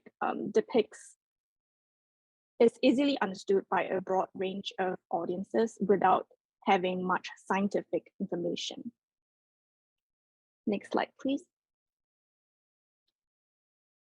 Here are two potential types of strategic narratives that can be leveraged when communicating uncertainty. The first is narratives of human agency and action. And typically, these narratives focus, I'm sorry, my cat is just in the way. Sorry. Typically, these narratives focus on exceptional agency of humans, following themes such as how can we play a role in reshaping the Earth's surface? What is our dependence on Earth's system for our own well-being? We see them quite often in popular culture, in the growing genre of climate fiction, which creates psychologically immersive and visceral experiences of possible futures, including dystopic ones resulting from inaction and utopic ones resulting from systemic change. Some of my personal favorites are Star Trek and Silo. And then there are narratives of delay, uncertainty, and inaction. And these narratives highlight the difficulties related to knowledge and ethics because they build on real concerns and fears. They also prey on tendencies on decisions under uncertainty. Linguistic analyses show that these stories are influenced by the norms surrounding other social issues and a hierarchy of more abstract stories about freedom, responsibility, and social division. So in many ways, they favor the status quo and are more palatable among a broad range of audience. Next slide, please. So here I want to talk about some past work done at RAND. So we just concluded this project early this January, led by Melissa Fina-Keen, which I was a part of. And we were tasked to develop an issue paper on best practices for environmental risk communication and engagement with communities neighboring military installations. Based on risk communication frameworks, here were some of the best practices we proposed that I find to be helpful and could be applied and relevant to other contexts such as the MDU. Now, the first is to acknowledge the values, feelings, and worries expressed by the target stakeholders. This can really help build a solid partnership based on trust and credibility. The second is to recognize that target stakeholders are predisposed to distinct stresses and biases. This helps foster a communication approach that meet the needs of target stakeholders. Internal stresses may, for example, include a lack of literacy skills, while external stresses may include challenging economic factors or conditions. And biases, as Andy has pointed out, might also color perceptions of risk. Communication should also avoid jargon, explaining risk information in clear and consistent ways to minimize excessive fears and anxiety. Jargon and highly technical language can really hinder narrative comprehension by audiences. As a result, critical risk information and recommended actions may be misunderstood or ignored. Best practice suggests using terms and language that are familiar to the larger audience and focus on local and observable consequences described in non-probabilistic terms. The fourth is to incorporate tools to learn about the target concern. This increases the likelihood that narratives will be received more positively by the target audience. Explaining technical details through stories that resonate with stakeholders can really increase the likelihood that the information will be understood, personalized, and acted upon. And lastly, evaluate successes and failures to help ensure communication evolves as situations change and ideally improves over time. Regular monitoring and evaluation are necessary and should include the involvement of stakeholders in assessing narrative effectiveness, noting any reasons for changes in the narratives that could impact an organization's trust and credibility. Next slide, please. So to conclude, well, there's really no rest for the wicked. In our opinion, there's a need for continued exploration of cognitive psychological impacts of scenarios. And I'd like to end our talk here with a big picture question to really think about how can we construct scenarios and narratives in DMD to understand how shared knowledge and values are shaped. For instance, myself, Rob Lampert, and Armando Molino at the U of Monterey, and alongside 3 experienced journalists, we've been really trying to get our hands wet on this topic. We do have an upcoming commentary to be published in Frontiers in Climate on how media narratives intersect with DMDU to inform and to leverage the complexities of modern contemporary public challenges. And one of the key ideas is to explore how uncertainty might be actionable as opposed to fearful. And we're proposing that narratives can be potent drivers that propel people to act according to or despite uncertainty. So stay tuned if you're interested. And with that, we will end here, and thank you so much for listening in. Thank you very much. If we were in a big room, you'd get a big hand of applause right now. Yeah, I think that you covered a lot of territory there, and you covered a lot of ground of concerns I've heard from those who maybe are a little bit reticent to adopt this approach because of the fear of creating so much uncertainty that you do create inaction or scare stakeholders because you're focused on negatives. So I do really appreciate you bringing up all these issues. I want to open it up to questions. Let me just start with one, just to make sure people really, you did use a lot of terms and provide a lot of ideas. Let me just back up and ask one first question before we get to the group. Can you just back up and give us a definition of cognitive bias and what you think are some of the major concerns with cognitive bias? Sure, right, and that's a good gap in the presentation. Like you said, we defined a lot of terms, and that's probably not one of them. The way that the field of behavioral decision research typically defines a cognitive bias is a result of a natural cognitive process that, or a cognitive process that results in a systematic deviation from what we refer to as normative decision making. Decision making as might be considered by rational models. And what I mentioned that the field tends to focus on a contrast between descriptive accounts of decision making and normative theories of decision making.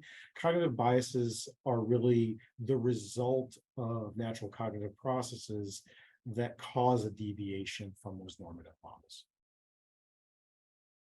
And you gave an example, right? You said that people tend to see losses as bigger than gains, even if the magnitude's the same. So that's an example, right? Right. So losses. So the classic framing effect studies contrasted 2 different presentations of risk information that were informationally equivalent to each other, whereas one focused on the losses and the other focused on the gains within the situation, and found that people tended to react very differently to those in 2 different ways. One, they tended to be risk seeking in the loss frame and risk averse in the gain frame, but also that the losses weighed heavier than the gains. So the if you want to think of it this way, the slope of the utility function is greater in the loss frame than in the gain frame. Yeah, thanks, Andrew. Okay, let's get to the board's questions. Diane. Thank you very much for a very interesting presentation. And I should explain, this is far from my area of research and knowledge, but we are the Delta Independent Science Board. So we're focused on the Bay Delta system, California's water issues. And to what extent is some of these scenarios that may be place-based or not place-based, does that influence the bias in terms of whether individuals also needing to make place-based decisions may consider the scenario impactful, or if it's not, does, like that color-coded blue-red example that didn't have any place context to it at all, does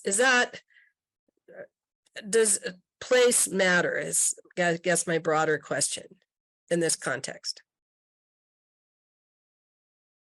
Jody, do you have thoughts on that? I'm certainly happy to jump in.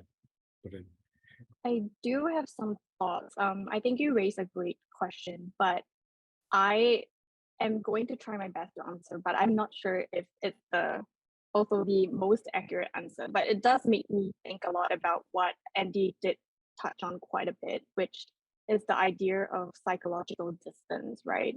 So psychological distance is really the degree to which people feel removed from a phenomenon.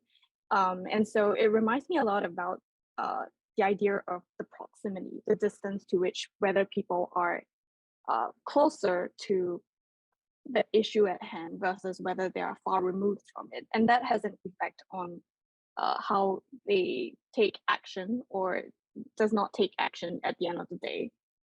So that's kind of like my small take on it, but Andy, if you could jump in. Yeah, I'll offer a few thoughts on this as well. I think it's a very, very good question. My initial reaction is that closeness to the problem, this being something that is in your own backyard, reduces that psychological distance that Jody mentioned, increases salience for the individual, and may increase a connection with a variety of fairly strongly held beliefs and values. And as such, it's going to bring into play some of those things that I mentioned. So biases such as my side bias and confirmation bias really do play out more strongly when people have very strongly held beliefs and values. Similarly, recall is going to be greater for something that has greater salience to an individual. So and we know that recall is related to perceived likelihood. So something that is more valued to you, that is scarier because of that, perhaps, that has a greater salience to you, may be more memorable and hence may feel more likely. One of this of course speaks to the power of scenarios because it can engage stakeholders quite readily, but it also speaks to one of the things to keep your eye out for, which is where are likelihoods getting more and more, perceived likelihoods getting more and more divorced from reality. Did that answer your question? Thanks. Tanya. Yeah, thanks, Andy and Jody, for two great presentations. That's one of the takeaways I have from both of your presentations is that if we are using narrative-based scenarios, there are both some advantages, but also some potential risks with the narrative-based approach to scenarios, especially in terms of how those scenarios could either help us overcome some of the cognitive biases, or potentially how those narratives could even trigger or reinforce certain cognitive biases. And so I guess this raises some questions, some practical questions for me in thinking about if you're a decision maker that's trying to buy into this idea of let's do some DMDU approaches and use scenarios more robustly, how much pre-work should be done before devising some scenarios to really understand the mental models that the stakeholders that you're going to be working with might have, and to really be thinking ahead of time about how the design of the scenarios, the narrative structure of those scenarios could potentially be triggering or overcoming some of those cognitive biases. And then, how long does it, like, how much work does this take then to really get the scenarios right, so that you're kind of hitting that sweet spot to encourage the type of advantages that I think Andy laid out so nicely, the potential advantages that you could achieve from scenarios. So, yeah. We conducted another study some years before the one that I reported, where we also presented, we were mostly interested in how people react to analytically derived scenarios. So these are a lot of sort of modern DMDU methods, as I perceive them, are take advantage of simulation and computational capabilities to analytically derive policy relevant scenarios. And we were very interested in how people, in this case, the public, received this. And one of the really interesting parts of that study was that people generally liked the idea of analytically derived scenarios. This was when we were actually presenting them with these and trying to show them different outputs from some of these types of scenario discovery methods, and they generally liked them. But mostly when the types of dimensions that were characterized in those scenarios were intuitive. Now, in hindsight, this makes total sense, and it may have been obvious, but it took us a while to discover it. But it's very possible when you're doing some sort of multi-dimensional analysis that you come up with dimensions that are hybrids of a bunch of natural things and that don't really make sense to the average human. Those weren't very helpful. What was really helpful were when they aligned with concepts that were relatively straightforward. And so things like wetter or drier, hotter or colder, more urbanized versus less urbanized, those kinds of, and you can imagine a variety of underlying factors that would all kind of align with that. So if you're thinking of this as, we were at the time thinking of this as a rotation in space of a multidimensional result, it was saying, okay, maybe we accept a slightly less than optimal rotation if it better aligns with the original axes that we started with. And that was a pretty clear result from that study.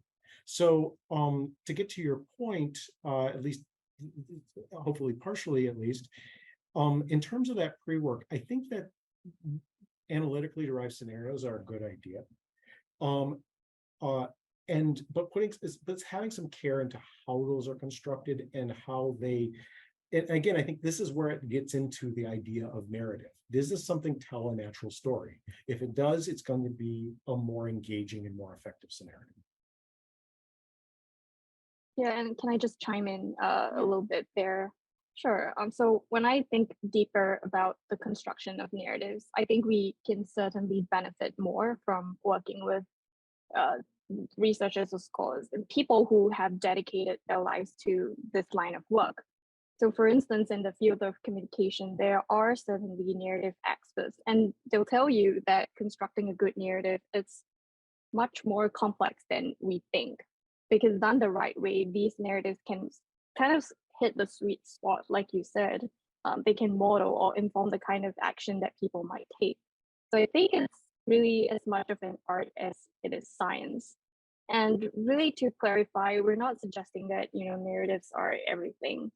Among the broader audience, one's opinion on different environmental issues depend on many other factors, but all these factors, they all act in concert with a story that can capture people's imagination, right? So even if we do not know about all the factors and processes by which a narrative can gain traction with the public over time, we can certainly observe its presence today. Thank you, Jody. Go ahead, Obey. Yeah, thank you. Nice presentation, although it's very dense for me because of my engineering background. I'm trying to connect to all the concepts that you have laid out. So I'm going to try to connect this to the real place-based system we have, which is the Delta system, right?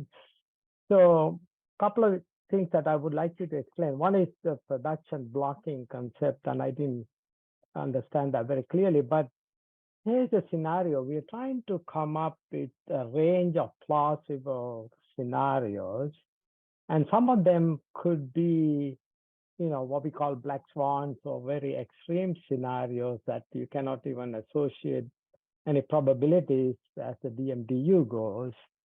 But then there is a community or stakeholder community that may not be very interested in those scenarios. Either they're not useful or there's not much you can do, but yet they might be important because of the, you know, irreversible implications it could have on those. So my question is, how do you convince the community to look at that range of scenarios which are both plausible and also plausible scenarios that are very rare, but there might be a reluctance to look at those scenarios, and what would the risk communication strategy would look like in that case so that we can convince them to be open to those complete range. I don't know if you understood my question, but I want to connect it to our system. Yeah, I think I kind of understood the question. So I think, first of all, it's a really big question, and it really depends on who you're trying to communicate to.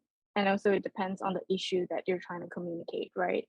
So this relates to the project that we've been working on and some of the best practices that we've come up with that I talked about close to the end of my presentation. First of all, I think it's important to really recognize that the people that we're trying to communicate to are predisposed to a lot of stresses and biases. So trying to evaluate the demographics of who you're communicating to can really foster an approach that really meets their needs. So I've given examples on how, you know, some of the internal stresses that people might face are their level of literacy skills, or external factors that could include challenging economic factors or conditions that they're personally facing. And then Andy has also pointed out about the cognitive biases that could color their perceptions of risk. So whether, you know, confirmation bias and all the good stuff. So knowing your audience is definitely one way to engage this risk communication framework and approach and try to build into it. And there's certainly other ways as well. You know, you have to acknowledge the values and the feelings and the worries expressed by target stakeholders.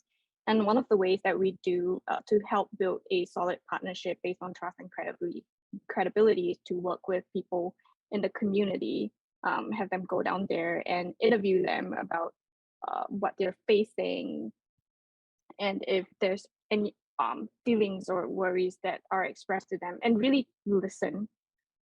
And so these are kind of like the two ways that I would propose. Not sure if that at least answered your question partially, but Andy, if you have done any community-based projects, you might want to chime in here. A couple of thoughts on this, and I think just to build off of some of what you said, I think the idea of co-production with communities who are concerned is a very powerful way to go about this. Getting them involved in the scenario design is. I also think that this is where hopefully some of the focus on possibility rather than probability can help get people on board with considering things as. I mean, I frankly would be honest that something is a very low likelihood event, or low but low and unknowable in terms of likelihood, given the deep uncertainty. But considering the possibility will help for exploring policy options that may be robust to even those relatively unthinkable situations. I think that in my mind, that's the path forward, or hopefully a path forward is not to pretend that they're going to buy into the scenario, but get them to the point where they're willing to consider it as part of a robustness kind of goal. And I think that's but having them involved and having it will definitely, I believe, help with buy-in. Thanks, Andy and Jody. So we only have a few minutes left. Tom, if you could just hold on, I want to check and see if we have any public questions, and then hopefully maybe our speakers can stay a few more minutes, but I don't want to ignore the public entirely. Edmund, who do we have? Do we have any questions? We have one public question lined up, but just a reminder to those attending the call, if you do have a question, please use the raise hand function in Zoom. And before you ask your question, please briefly introduce yourself. Thank you. Deirdre, you have the ability to unmute your microphone. Hi, this is Deirdre Desjardins with California Water Research, and I just wanted to raise the issue of the USGS arc storm scenario, which was put together as a something like the Great Flood of 1862.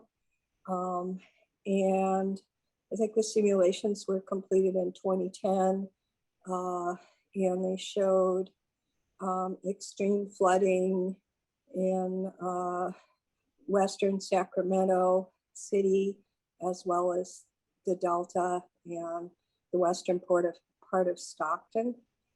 And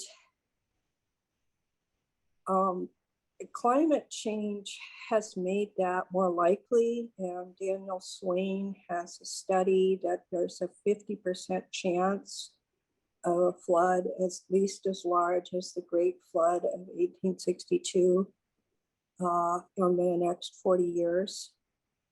And so it's not even a gray rhino. There's probably more than 50-50 chance that it will occur. And we've been seeing extreme flooding all around the world. And Chris Cox did an article with the New York Times where he documented that the Department of Water Resources had a contract with a external contractor to do hydraulic routing of the arc storm flows and verify the hypothetical flooding. And they just, quote, ghosted, unquote, the arc storm scenario about 3/4 of the way through. And it's just a huge issue. And I was telling the Metropolitan Water District Board, it's much more likely than the earthquake scenario in the Delta. And the Delta tunnel intakes are not being designed to withstand it. And a multi-hazard analysis would consider this as one of the largest hazards in the Delta, and it's just not being considered as a hazard to water exports. And there is an estimate of how long it would take to dewater various islands.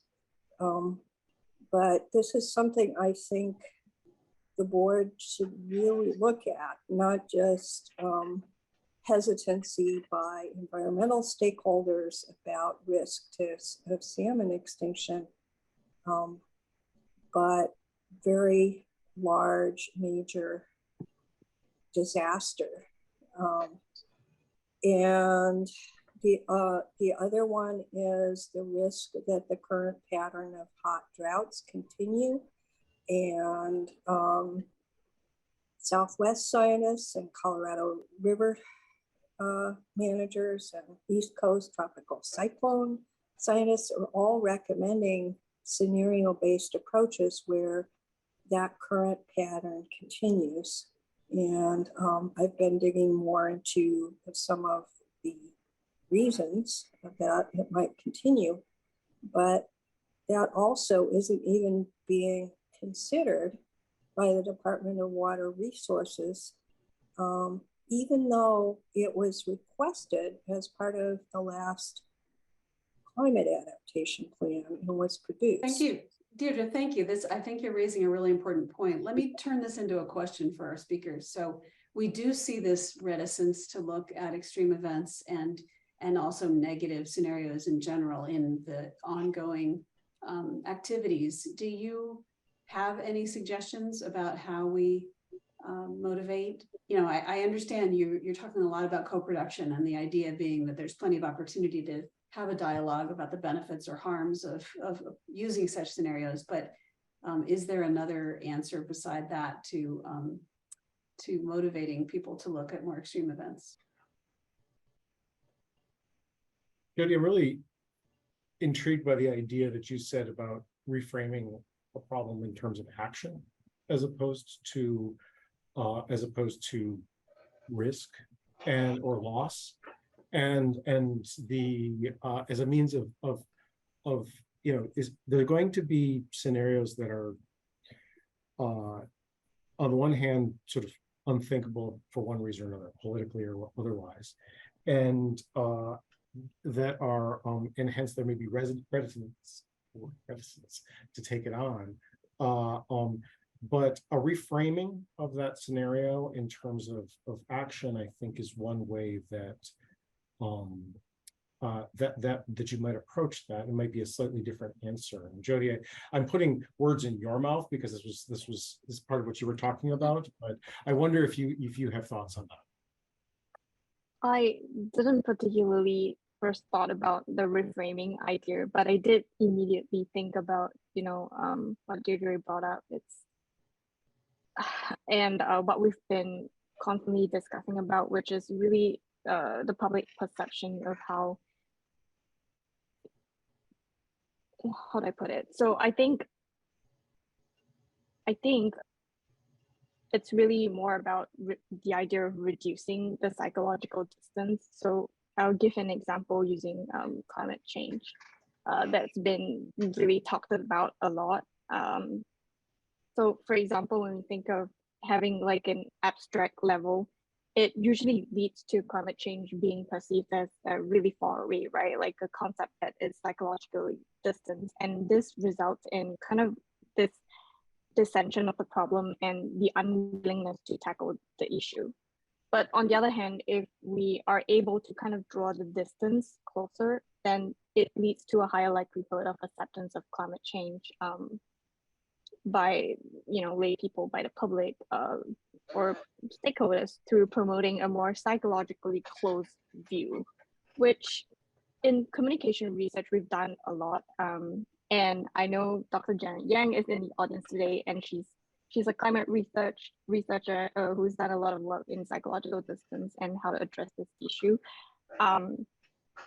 But you know, I think making the issue, this issue of any type of topic issue more localized, more relevant, and more urgent will really kind of help to reduce the struggles and estrangement by people and help to increase pro-environmental behaviors. So if we can reframe the narrative to reduce the psychological distance that people experience, this could be one way. Thank you. I want to note that we are a few minutes past time. Jody and Andrew, can you stay for a few more minutes for these last questions? Sure thing. Okay, great. Yep. All right. So Tom, why don't you ask your question? Yeah, I just wanted to make an observation. My career was spent dealing with earthquakes, and for a long time we couldn't get anybody to do much about it. But then we had the Loma Prieta earthquake, and all of a sudden the scenarios that were much worse than the Loma Prieta earthquake became relevant. So it seems to me that you need to pick your timing for the scenarios, that we know we're going to have floods in California, and rather than talk about an arc storm on just a random basis, connect it with a real flood so people are seeing a lot of the damage that can be done. So that you need to pick the timing of the scenarios to make them effective. Thanks, Tom. I think that's a great observation. I think it really jives well with Jody's point about psychological distance. It's something that if you have a salient event, that it's certainly going to be a motivator. And connecting it to real world events, even if it's a more extreme scenario, those events which have affected people's lives will certainly increase the salience and their willingness to connect with those scenarios. Thanks, Sandy. Diane, before you go, I just want to ask Edmund, do we have other public questions? There are none. Okay, great. Go ahead, Diane. Again, I was wondering how you deal in these scenarios with the extent of potential loss of life and livelihood. You know, how does that influence willingness to engage in co-production of scenarios or to think about scenarios, and because some of the scenarios that may be relevant for the Delta could involve loss of life and livelihood. I think a general truism in terms of, or sort of a basic tenet of risk communication, at least from my experience, and Jody, I'm at risk of treading on your toes here, but is that candor and honesty in risk communication is sort of a bedrock thing that you need to do to have folks trust you. And so shying away from bad outcomes is going to come across as out of touch. So I think that acknowledging risks and being honest about them is, even if it's something that is particularly scary, is a place that I would want to start from. Thanks. Oh, looks like Obe has another question, and then I would like to ask one more. Yeah, I just want to make a comment on, I think what was suggested, probably Tom, using historical data, historical events as a way to, maybe it may be easier to communicate that type of event, what would happen, those under climate change scenarios. That's what we call storyline approach. But the problem with that is that there could be other compounding effects of those historical events that could be a lot worse than the historical event by itself. And if you just use a storyline approach alone, that might not capture the other potential compounding effects on the warming scenarios. So in case of climate change, just a comment on that. Yeah, and if you have a changing system, you maybe have an absence of historical events that are in the space that you want to actually consider. I'd like to ask a question about, you mentioned this problem of people, you present a series of scenarios, some of them may be highly improbable, and decision makers treat them all as equally likely. So on the one hand, that could be dangerous if people start making inefficient investments. But on the other hand, I think you had a positive case study, sort of a little bit of a manipulation, I guess, of your audience, in that when you gave them the probabilities, they only focused on, the central tendency type scenario. And then when you gave them scenarios, they were more like, you said they were more likely to look across futures and find a solution that was robust across futures, which I think is kind of the benefit of thinking about the improbable conditions, is if you can protect against the extreme condition without spending that much more than you would have for the best guess scenario, then you're in good shape, right? So is it really a horrible thing to have people misinterpret that, or is it sometimes beneficial? Two thoughts on that. First of all, as I recall, we were fairly careful to express to them that just because these scenarios were being presented next to each other, they weren't necessarily equally likely. They were just scenarios to consider. So I don't think we weren't encouraging them to think of them as equally likely. That's certainly the case. It is true in that study, they were more likely to explore that area of the space and be able to discover some of the things that you're talking about. Because they explored that area of the space, the policy space, they were able to discover things like, whoa, we could cover our butts on this whole area that's unlikely but scary for not much extra cost. And if we went this way. And that's where they landed on the more robust solutions in many ways. So I think that there's a real element of truth in that. And I think that there's a fine line to walk here between not focusing, not starting with likelihood, not putting that forward as an organizing concept, but at the same time, be open to the idea that these things have varying probabilities. Okay, Tom, you're going to get the last word here. Well, other than Andy and Jenny. Okay, this is going to be off the wall. I was thinking. Don't make me regret this, Tom. We may.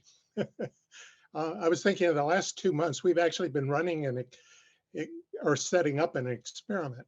When you think of what happens in a trial, and we've had 4 indictments now, some of them come with what they call speaking indictments. And what they're basically doing is describing a scenario that they're going to try and convince a group of people are true, get them to accept it. The defense attorney is going to be doing just the opposite. He may come up with another alternative, another scenario, or try to insert uncertainty into the prosecutor's scenario. Can we learn anything from that process that those people are going through?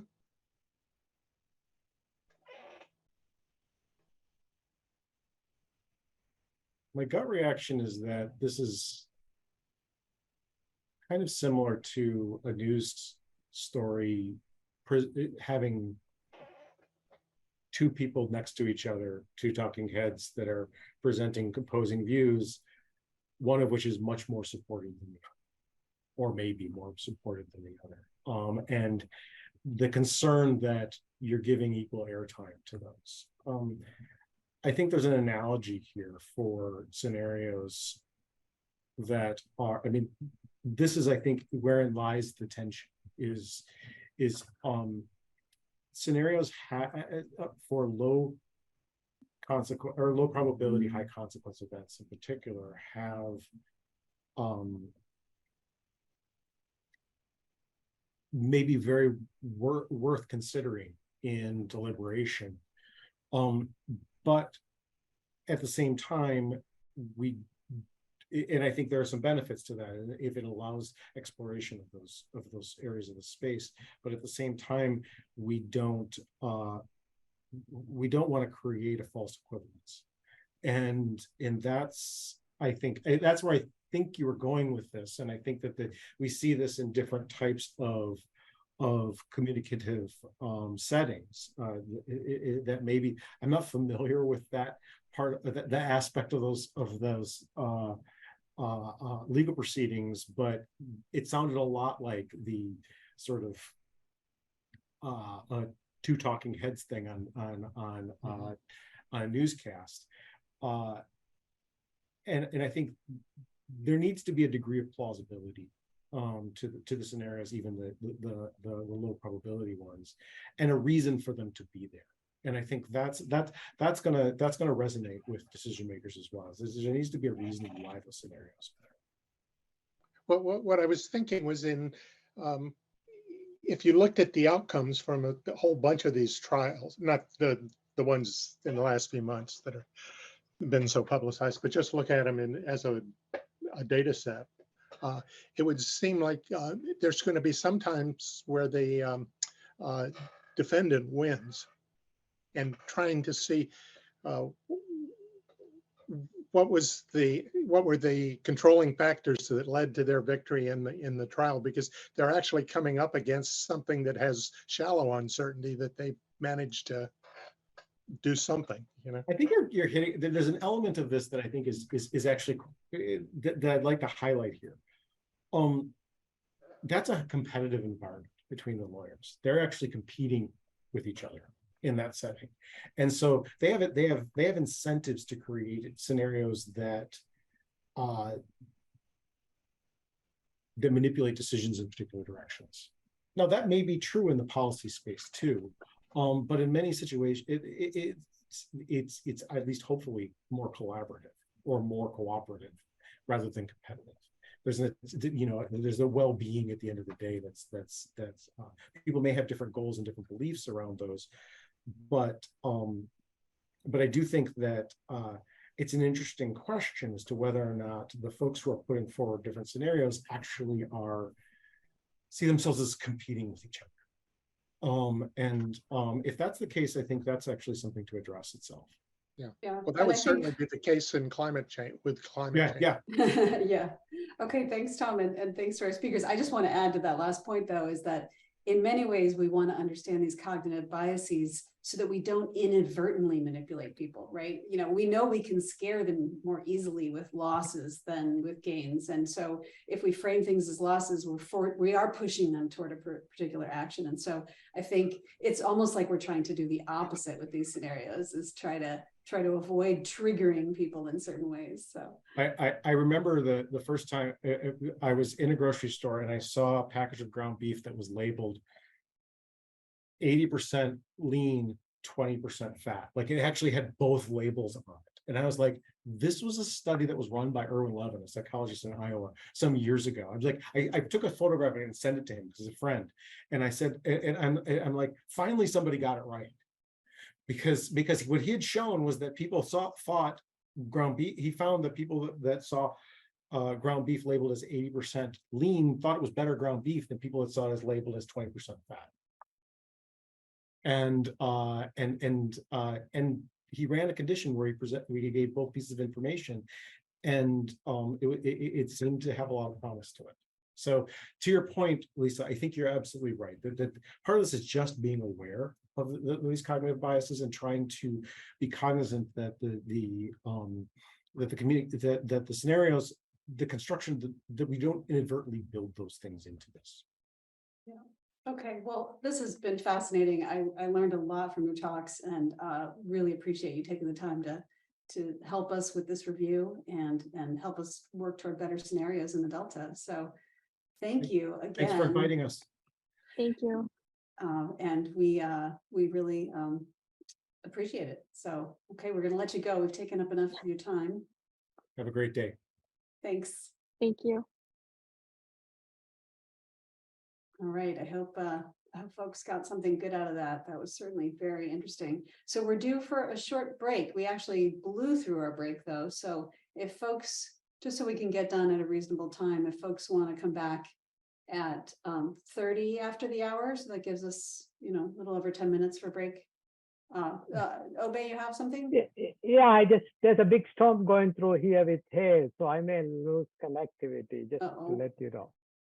Climate change. Okay, yeah. Thanks, Obey. We'll hope you're there after the break. Thank you all.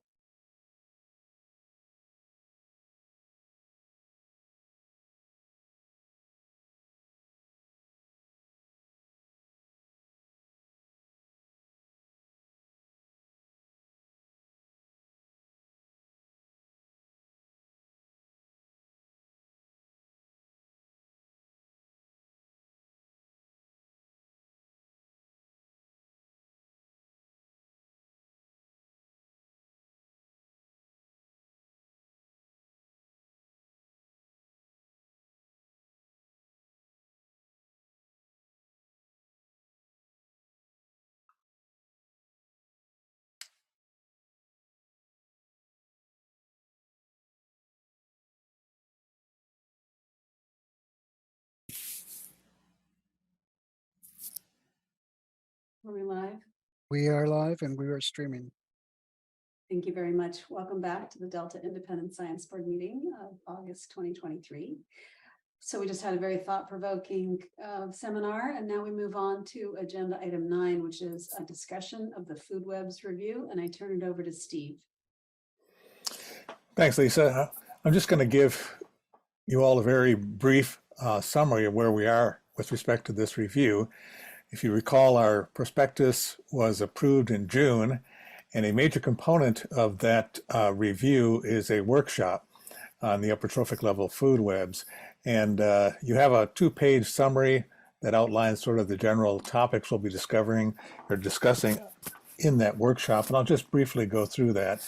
The workshop is scheduled to be a 2 full days of a workshop, and it's going to include presentations, panels, lightning talks, posters, and breakout groups. It's scheduled for November 8th and 9th in Sacramento at a venue to be determined. And remember that the goal of this workshop is to assess the importance of upper trophic level food web interactions in the Delta and identify where sort of improved understanding and tools might help improve individual species management as well as ecosystem management goals. The overall focus of day 1 is to look at the, I guess I can read it now that Edmund's got this up here, is how will a better understanding of food web interactions improve management in the Delta? So day 1, we're going to focus on answering the question, why do we need to consider upper trophic level food webs in the context of management goals? We're going to start out with the morning, sort of setting the stage, having presentations about what's been happening with the food web historically in the Delta, looking at potential future management issues where a better understanding of food web interactions might be valuable to management, and then also summarize what stakeholders think on this topic based on the interviews that were done over the course of a month or 2. We'll then follow that up with looking at some of the applications of upper trophic level food webs, particularly in other ecosystems. We're looking at the Columbia River, Great Lakes, Northern Gulf of Mexico, and Chesapeake Bay, and also how these approaches have been used to look at issues that relate to things like hypoxia, invasive species, climate change, restoration, and multi-species fisheries management. We're looking at a variety of techniques, ecosystem, ecospace, foraging models, bioenergetic models, and a variety of other approaches. And that session will then move on to the next discussion, again, looking at the interactions of or the need for food web approaches to management issues. And we'll have 2 panels. The first panel will look at looking at specific needs for individual species management or fish management in the Delta. The second panel will address issues related to ecosystem goals and how that might be valuable. And then we'll have a breakout session to ask the attendees what do they think are the most important issues that where understanding of upper trophic food webs may be applicable, particularly in the specifically for the Delta. Then day 2, we'll look at new tools and models and the data information needs that might be applicable if we were to, particularly for the Delta.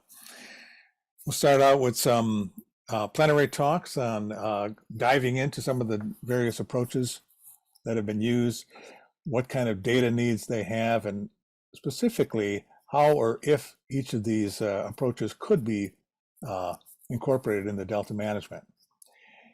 We'll follow that with a series of lightning talks that'll just introduce some of the new techniques and new tools that are available for looking at this particular issue.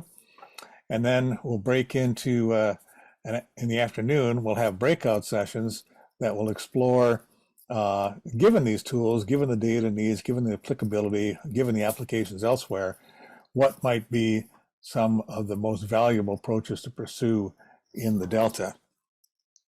And of course, for what reasons. And then that will conclude with a another plenary talk, talking particularly about potential importance and feasibility of implementing some of the topics discussed in the workshop, and have a specific breakout session to say what might be the priority issues for the Delta. And I think that summarizes what those 2 days are all about. We are in the process of securing most of the plenary speakers individually, and we have lists of panelists, and we'll be looking at getting invitations out for the panelists.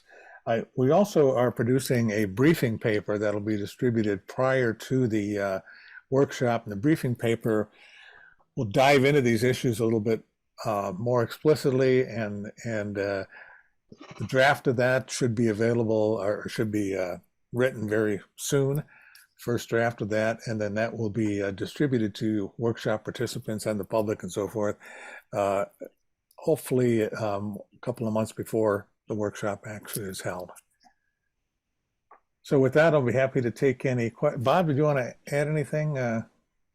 Oh, nothing to add, Steve. Nicely done.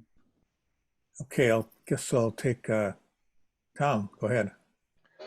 Steve, you mentioned stakeholders. Who are the stakeholders for this?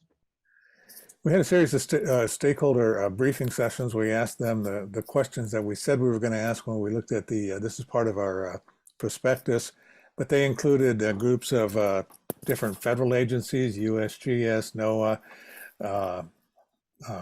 trying to think of some of the other federal agencies, Bureau of Reclamation, state agencies, DWR, Fish and Wildlife, academics, NGO, bird people, variety of little groups where we had discussions of anywhere from 1 to 3 or 4 or more individuals at a time, asking them the basic questions that we outlined in our prospectus. Bob, were there any? I'm sure I missed more. I know there was at least 15 different meetings. You're on mute, Bob. I'm sure we missed a few in there right now, but there were a lot of meetings. 3 or 4 weeks, so lots of meetings. I wanted to say were a lot of meetings and a lot of different perspectives on this topic, right? Pretty wide ranging. So I think these will be lively breakout groups. Yeah, and one of the plenaries we're going to have in the morning of the first day is to summarize what we heard. And during that, we'll have a plenary half an hour given by the postdocs to describe what they heard from the various groups of folks in terms of applicability, what's needed, what's their key management issues, which of course varied considerably across the different stakeholder groups. Go ahead, Lisa. I had a question about the management needs session. So you talked about the need for fisheries, I'm assuming sort of existing fisheries management support. Are you also, do you think you're going to be producing content or discussions that would speak to future novel assemblages of fish in the Delta? Yes, the panel sessions, the whole first day, by the way, is focused on defining what these management issues are, where an understanding of upper trophic levels might be a valuable input. The whole first day is dealt with that. And of course, a lot of our examples are taken not only from fisheries management, but from consideration of impact of invasive species to climate change, to hypoxia, things like that. The panels in particular that we're holding 2 panels. One panel is specifically looking at fish management or fisheries management, but which includes individuals' fisheries management. The second panel is devoted towards ecosystem management, which would consider the types of things you're talking about. What are the ecosystem goals, and where might a better understanding of upper trophic levels improve ecosystem management? There's a variety of ways, components to that, of course. Yeah, go ahead, Virginia. So I wondered in particular if Indigenous groups have been a part of this discussion. I've just been in the Pacific Northwest where they're so important, but I don't know that they are able to communicate or able to be engaged as much in California, or if they are engaged. Well, of course, for the workshop, it's wide open. Everyone's invited. We've asked for posters for people. We couldn't get to every stakeholder, so we're having a poster session to make those kind of presentations. Bob, do you know It seems to me, and I think Lillian would know this better, is it seems to me that we did engage or tried to engage with tribal groups, and like you had said earlier today, Virginia, they were very busy, and I can't recall if they were actually participated in one or more of the stakeholder meetings, or but we fully expect them to participate in the. Okay, that's good. Well, I just bring it up because, one of the tenets of good stakeholder engagement is sometimes you need to take extra steps to reach those participants who have some barriers to engagement, like money or time or something. Agreed, very much so. Edmund, do you have a comment? I was just going to add, we have been engaging with our tribal liaison at the council, Brandon Chapin, about how the tribes would like to engage with the ISB workshops in the fall. But more to come on that.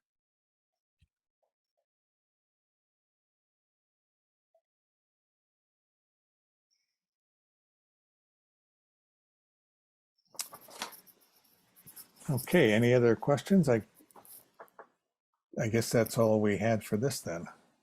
Well, let's just check and see if we have any public comments. Yes, we have one from Deirdre. Deirdre, you have the ability to unmute your microphone.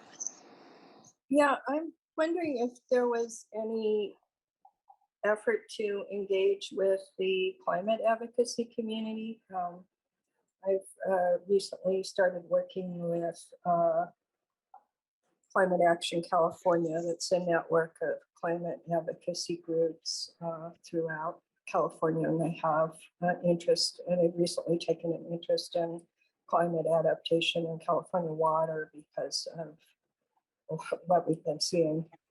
And I think they're an important voice. Thank you. Yeah, thanks, Adrian. I want to make it clear that, the stakeholder discussions we had were designed to help us frame the workshop, not designed to provide input to the results of the workshop, if that makes any sense. We wanted to find out what sort of topics we would include. We also had the same sort of discussion with the board on several occasions. And for example, added contaminant cycling was one of the issues which we had not had in our prospectus, but through, I think it came out through the various discussions with people, as well as discussions with the board itself, to make sure we had sort of that topic considered.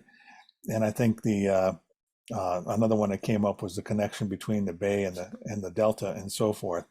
And climate has always sort of been on our minds as certainly something I think we might have mentioned in the original thing, that this is something that would need to be considered in the workshop. And it's our hope that the workshop participants and the various opportunities we have for breakout groups and so forth, that's where we get the input on what the important science issues are relative to food webs. Thank you. Okay, great. Steve, are you ready to wrap this up? Yeah, I'm done. Great, thank you for doing that. And now we'll just move on to our next update on the review agenda item 10. I'll turn it over to Tom Holzer for a discussion and potential action on the subsidence prospectus. Okay. Let's see where to start. We're at the stage now where we're inviting the panelists. We've just started on that, and hopefully we'll do that fairly quickly, because if some people aren't able to participate, we'll have to find a replacement for those. And we've divided that up among the people who will be moderating sessions.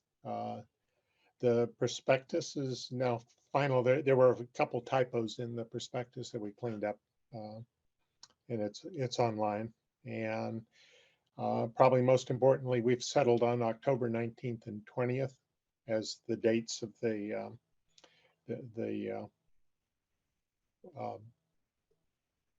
workshop. And basically, I'll just remind you, our goal is to have the workshop sort of write the report, and then we'll draw the recommendations from the report that's written at the workshop, so that the hope is to turn it around pretty quickly. We did have one interesting experience a couple weeks ago.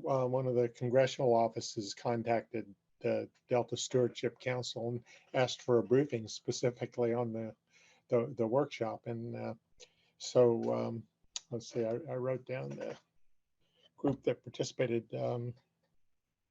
Brandon Chapin organized it, and Jeff Henderson, Henry DeBuis, and represented, and Lauren represented the Delta Stewardship Council.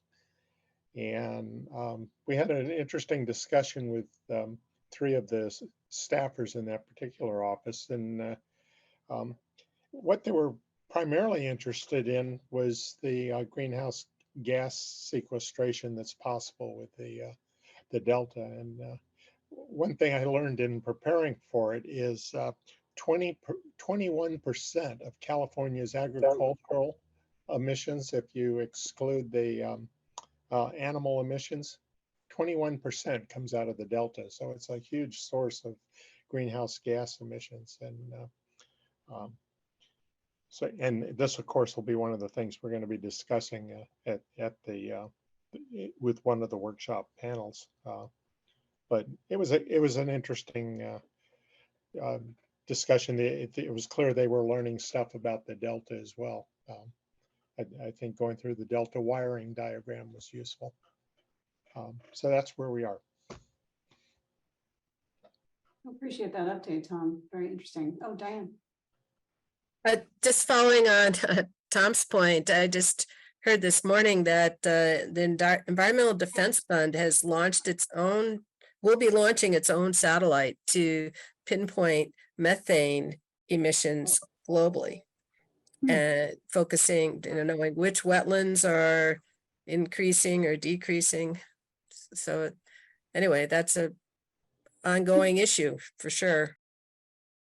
It's an interesting problem because it's not like you flip a switch and you go from no greenhouse gas emissions or to no greenhouse gas emissions. What'll happen is right now we're primarily generating CO2, but when we start wetting the Delta, then we start generating more methane for a few decades before we finally come to a neutral situation. So it's actually a fairly complicated problem, and it should be an interesting discussion at the workshop. Bob. Well, Tom, just a couple of quick questions. If you were to include animal emissions, statewide, what percentage of the greenhouse emissions would then come from the Delta? Well, the total agricultural emissions are 8%. 80%? Yeah, and that includes animal emissions. I didn't pursue the number for animal emissions. Oh, okay, all right. And then, easy question. We have a lot of beef in California. Well, that's why I was asking. I've driven by a number of the feedlots, and they are impressive. Yeah. And so where will the workshop be held? It'll be in Sacramento. We don't have a hotel yet. But. Okay, great. All right, thanks. Out of curiosity, is there a hybrid option for the workshop, or is it only in person? It will be hybrid. We'll try and encourage it, certainly for the panelists to be there just to get the interaction that usually happens. But it will be hybrid.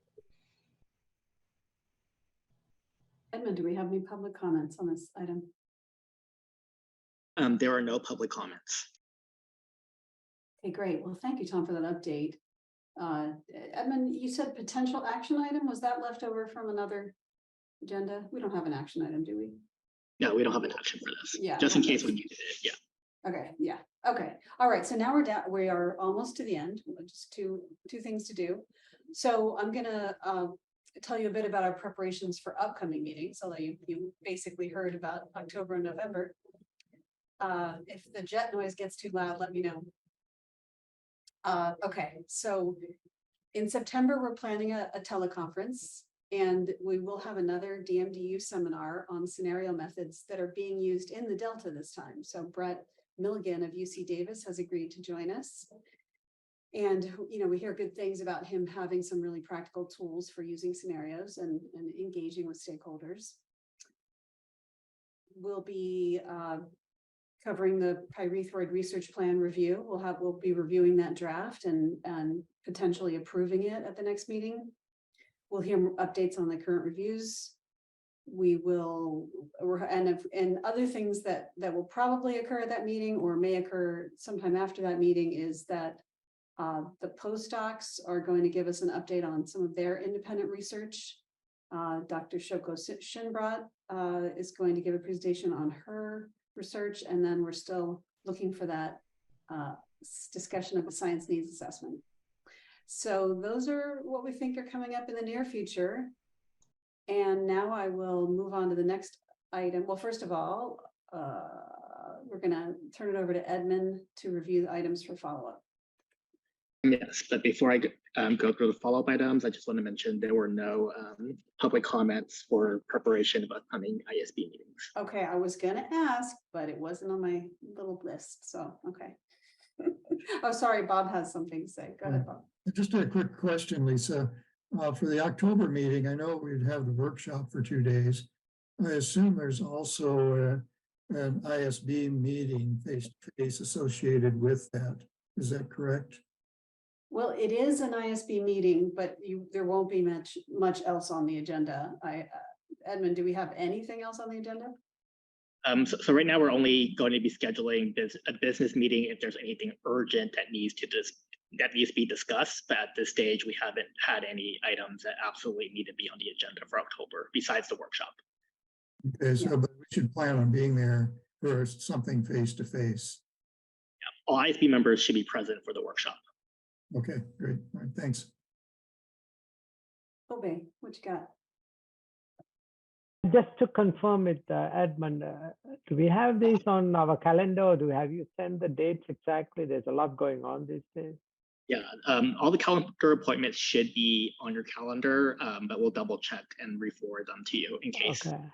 Okay, thank you. And if you always need a reminder, go to our Delta ISB meeting events page. You'll see the calendar appointments or the calendar dates for the rest of the year. Good to know. Diane. Oh, I was just going to ask if the same question about the dates for the September meeting. It'll be a virtual meeting on September 14th. Thank you very much. Okay, great.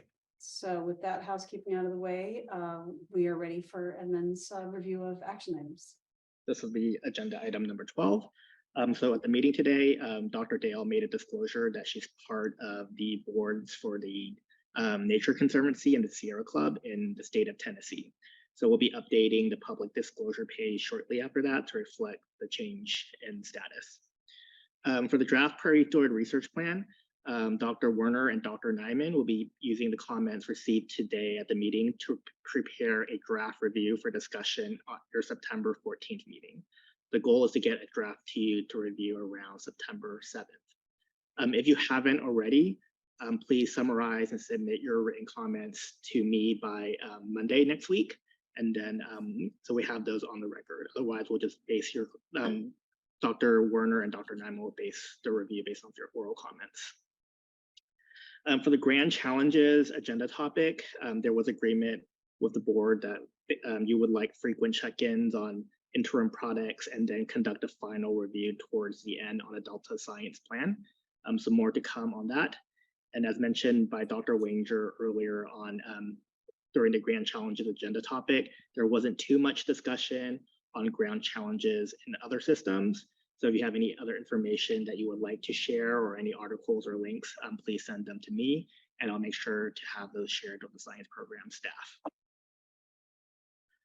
Today at your meeting, sorry. No. And then today at your meeting, you also Dr. Wanger formed the Delta lead scientist interview panel. On the ISB side, it'll consist of Dr. Wanger, Dr. Werner, and Dr. Nyman. On the council side, it will consist of Council Chair Virginia Madueño, Council Member Julie Lee, and Executive Officer Jessica Pearson. On the USGS side, it will include Dr. Mike Chakowski. As mentioned on today's call, the application period will be extended to September 13th. So please keep a lookout on that announcement. That's all I have for follow-up items. Anything anyone would like to add? Diane. I don't have any new declarations. I came late and I didn't get to say that. Got it. Thank you. Appreciate that. Yeah, Obi. I was wondering, does the full board get periodic updates on the recruitment in some form? Or do we get to see a short list, or is that not allowed? Oh, you mean the Delta Lead Scientist search? Yeah. Yes. So eventually there will be closed sessions the board will be having where the Delta Lead Scientist interview panel or representatives of the interview panel will share updates in closed session about who applied and who to move forward with interviews on. So more to come at your public meetings.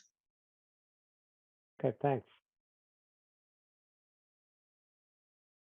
Right, if there aren't any other questions, this concludes my follow-up item report, and there's also no public comments on this agenda item.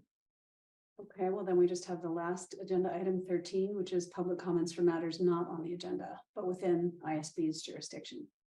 Yes, we have one from Deirdre Desjardins. Deirdre, you have the ability to unmute your microphone. Yes, I just wanted to let the Delta Independent Science Board know that in my review of the state California Conflict of Interest Code, I ran across that individual members who are bound by conflict of interest laws, such as the Delta ISB, are allowed to advocate on their own contracts as individuals. And I wanted to send you a letter on that and suggest that you might want to put that in your operating guidelines at some point, because I was rather stunned because I was under the impression that the Delta ISB members simply couldn't advocate for restoration of their own contracts, and it turns out I don't think that's true. I think it might also be good to review with the Delta Stewardship Council's attorney. Thank you. Thank you, Deirdre. Any other public comments, Edmund? There are none. Thank you. Okay, well, then we are managing to adjourn on time. I appreciate everyone's engagement and great comments. We had some interesting conversations today and some work ahead of us. So I look forward to our next meeting. See you in September. We are adjourned. Bye-bye. Good night.